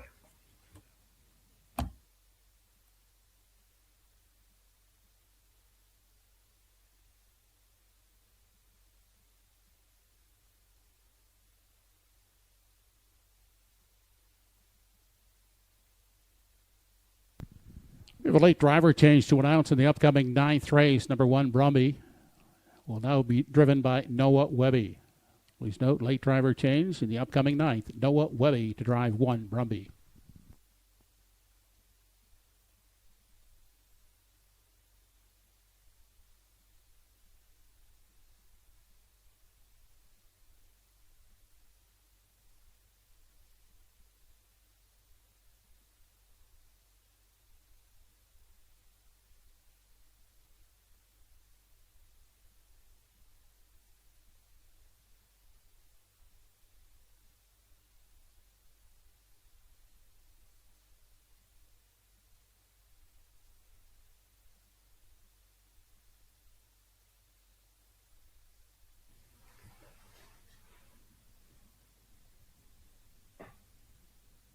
This is our last race of the evening. Back in action next Friday evening, featuring the Donnie and George Turner Memorial for 3-year-old pacing colts and fillies. Should be an excellent card of racing. Rocky Skirman will be in the booth along with Joe Kelly, bringing you all of the action next Friday night. So we hope you can join us on track or online and placing your wagers at hbibet.com. Hope you're having an excellent night tonight. I had a pretty good night. Hoping to close it out here with a straight try of 3-6-1. We're getting 6-5 on the 3 right now. 3-4, slight choice to the 6, Hamac Powerball, as Ryder looks to close it out with the late double aboard Hamac Powerball. The 1 I do like as well at 5-1, Brumby. Tough outing last time out, parked the mile, but first start out of the gate was pretty good, off the rail, good second. So we'll see if Brumby can be part of this ticket. 4 away from post time, post braid in just a moment.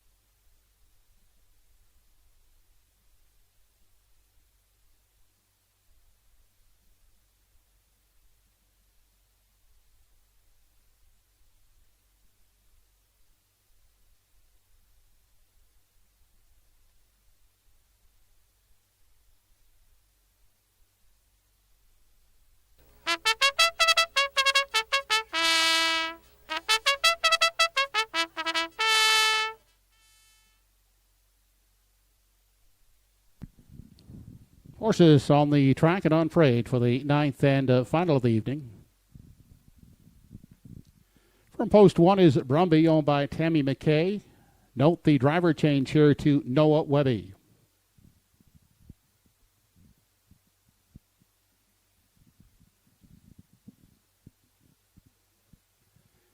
Kenny Parker at the lines of number 2, Mr. Laz, owned by Dave Carey, Gail Skellhorn, and Matthew Patrickin.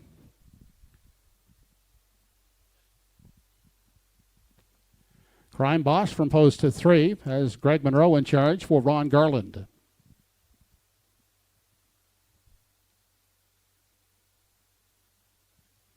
Jamie Ramsey drives Little Tags from post 4, owned by Pam Moore.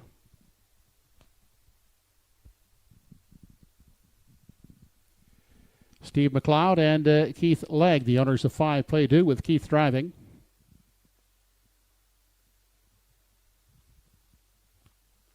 Ryder Matthews Renison aboard number 6 Hamac Powerball for Renison Racing Incorporated and Aidan Farish.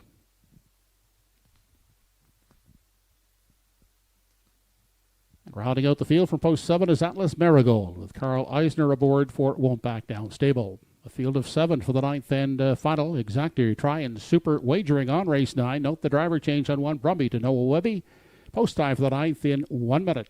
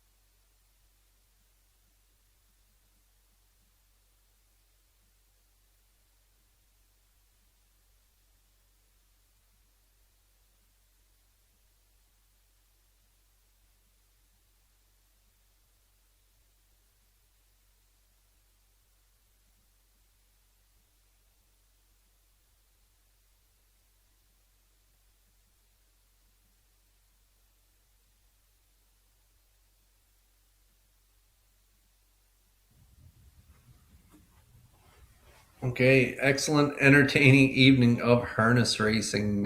Great races all night long. I'm going to close it out with a real good one here. I think Crime Boss will be the one to beat. Finished out the year in the winners over class and didn't look out of place in those races. You know, wasn't beat by much. He didn't get a lot of money to close out the last 3 starts, but he wasn't beat by much. He was only back 2 there that last start, 57-4. And he had a good second on that bottom line, 55-4 in the winners over and behind, better on than off. So Crime Boss, he closed out the year well, and so I think he can pick up his first win here tonight. He's here at the 801 level for the 3rd straight week. He had post 5, 2 starts back, rallied to finish 3rd, 59-4, and then last time out he rallied to finish 3rd again. But last week he had post 7. So he gets some much-needed post relief tonight into post 3 for Greg Monroe. I think they can get the job done here in the finale. Crime Boss, roll with Joe. 6-year-old, like him on top at 3-2.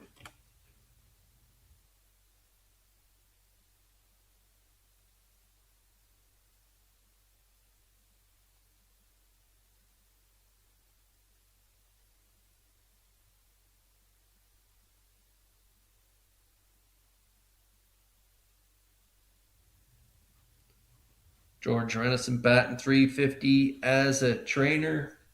Big win in the feature with his veteran campaigner, American Risk. Can they close it out with the late double here with Hamac Powerball? This guy's a 5-year-old by Peng Shui. Winner 2 starts back there, right on the front end in 2 minutes, 1/5 for Ryder. And then last time out, they had the rail and cut the mile and finished 2nd by a length to the Vicar. Just a really nice horse. He got beat by no shame in that. Post 6 here today. He made quick work of the 6 hole there, 2 starts back. So I think they'll be forwardly placed here tonight. Maybe on the front end again. We'll see if he can go the distance at even money.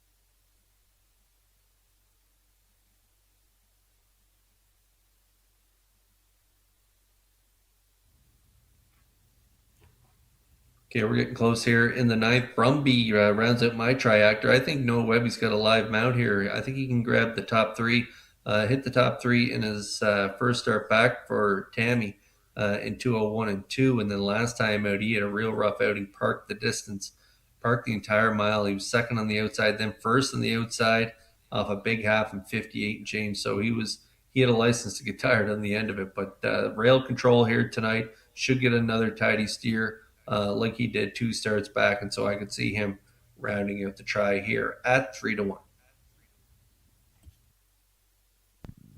Home Hardware Building Center starting gate moves into position for the ninth race. It's post time.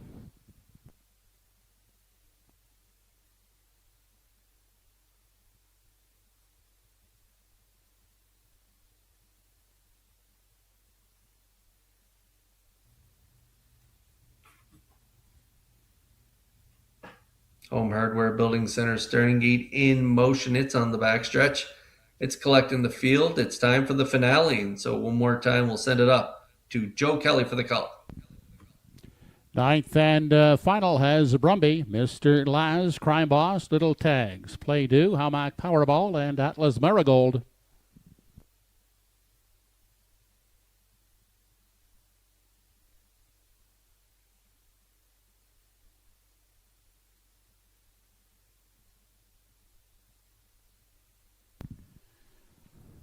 They're off and pacing in the finale. Brumby in at the rail is quick off the gate to take the early lead into that first turn. Little Tags will come away with the pocket.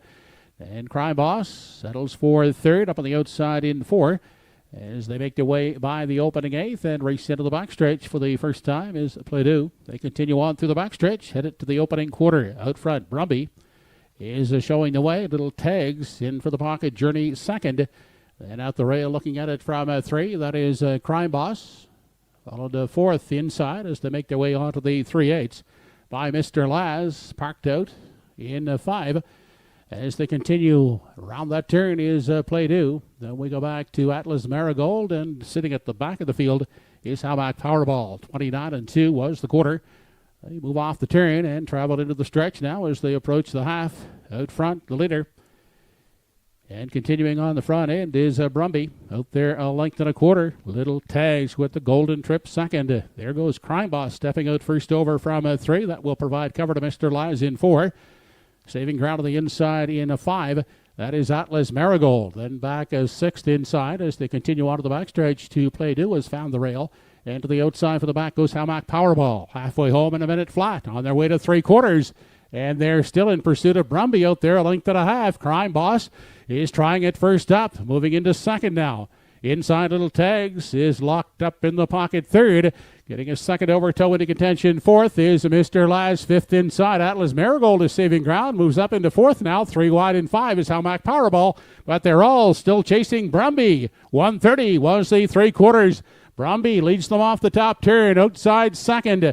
That is a Crime Boss on the inside. Little Tags trying to hang in there third. On down the stretch they come in the finale, and it's Brumby, and Brumby will win it in gate-to-wire fashion. The battle is for place, and at the line, it's awfully tight. A 3-way photo for place.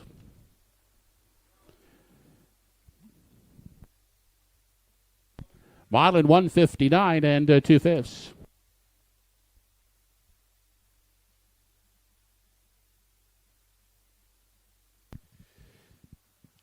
Judges have posted the inquiry sign, looking at a possible pylon violation by the winner, 1 Brumby. Hold on to all tickets here on the 9th.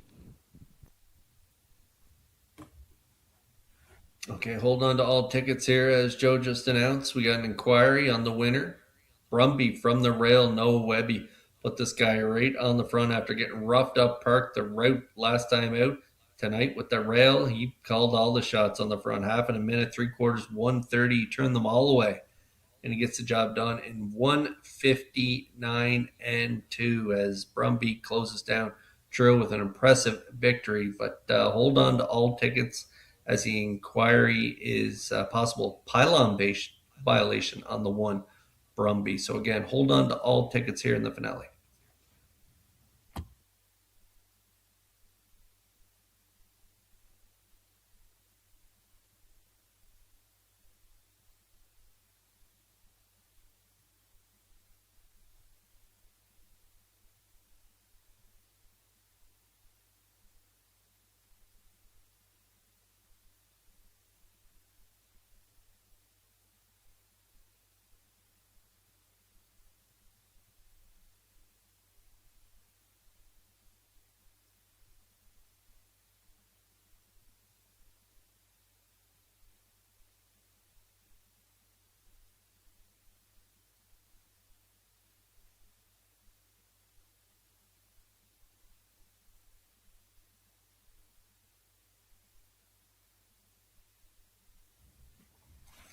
Okay, here's a look at the ongoing judges' inquiry here in the finale as they're taking a look at racing action around that last turn, possible pylon violation by the one Brumby, as he looks like he's inside a few cones there finishing. Hold on to all tickets here in the finale as we wait the results of the judges' inquiry.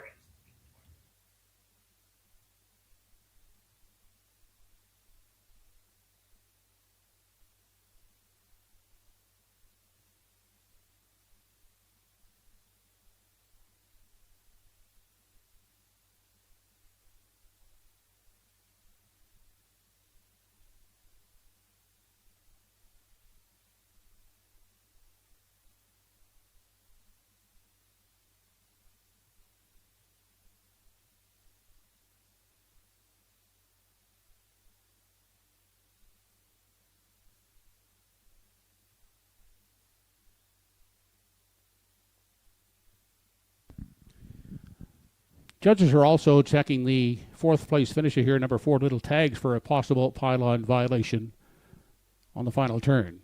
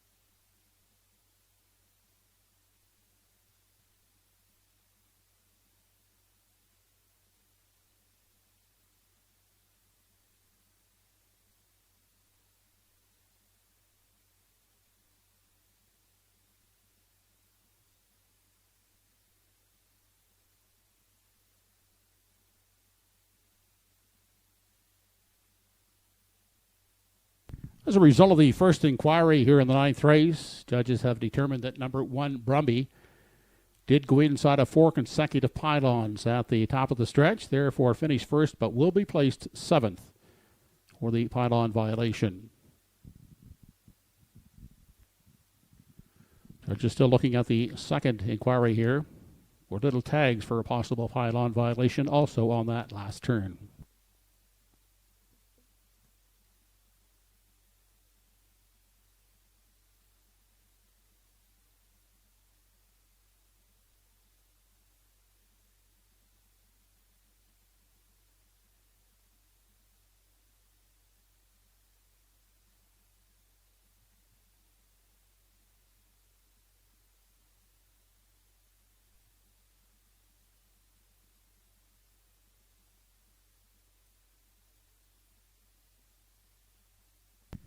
Now back in victory lane, the winner of the 9th race on a placing, number 7, Atlas Marigold, 6-year-old gelded son of Betting Line.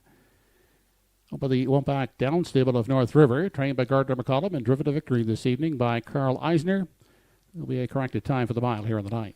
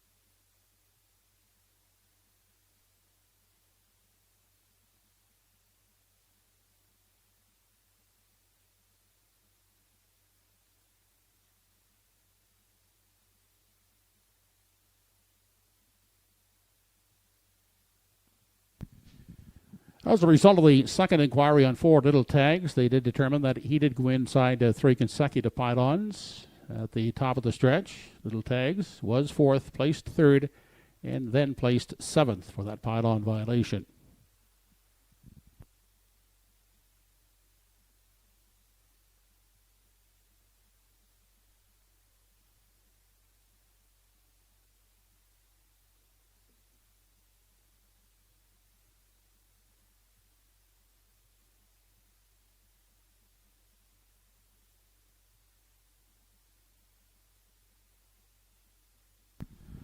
Top 4 finishers now posted on the board will be 7, 3, 6, 5.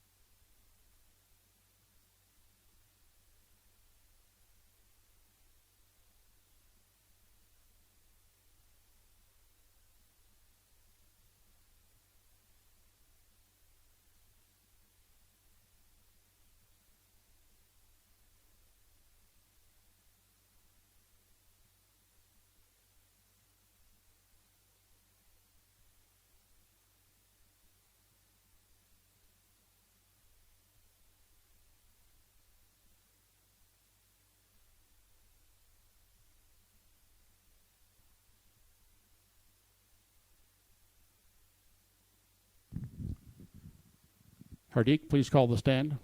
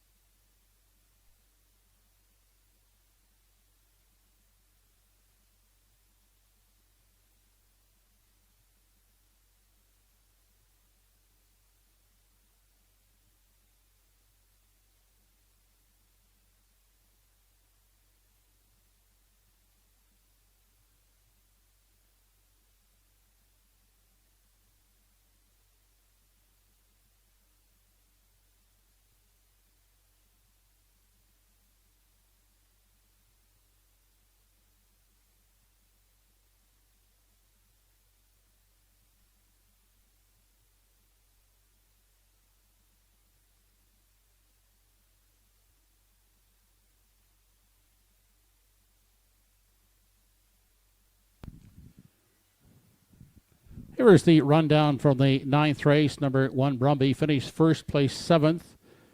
For going inside of multiple pylons at the top of the stretch, then placed 6th. 2, Mr. Lies, finished 7th, placed 6th, then placed 5th. 3, Crime Boss, finished 3rd, placed 2nd. 4, Little Tags, finished 4th, placed 3rd, then placed 7th. For going inside multiple consecutive pylons at the top of the stretch. 5, Play Do, 6, placed 5th, placed 4th. 6, Hamac Powerball, finished 5th, placed 4th, then placed 3rd. And 7, Atlas Marigold was 2nd, placed 1st. Fractions were 29 and 2, 1 minute flat, 1:30, the mile 1:59 and 2/5. Top down your program should read after all the placings 652 7431. 9th race try 736, $576.40. $1.73 exactor, $322.95. The late double paid on the 2-3 combination. It returned $670. And we have a carryover to next Friday's first race in the Superfecta. That carryover is $549.88. That concludes the racing action for a Friday evening here at Truro Raceway. We thank you for being with us this evening and hope you can join us once again when racing resumes next Friday evening, featuring the Donnie and George Turner Memorial for 3-year-old pacing colts and fillies. First race post time on Friday is 6:30. Total wager on this evening's program was $30,607.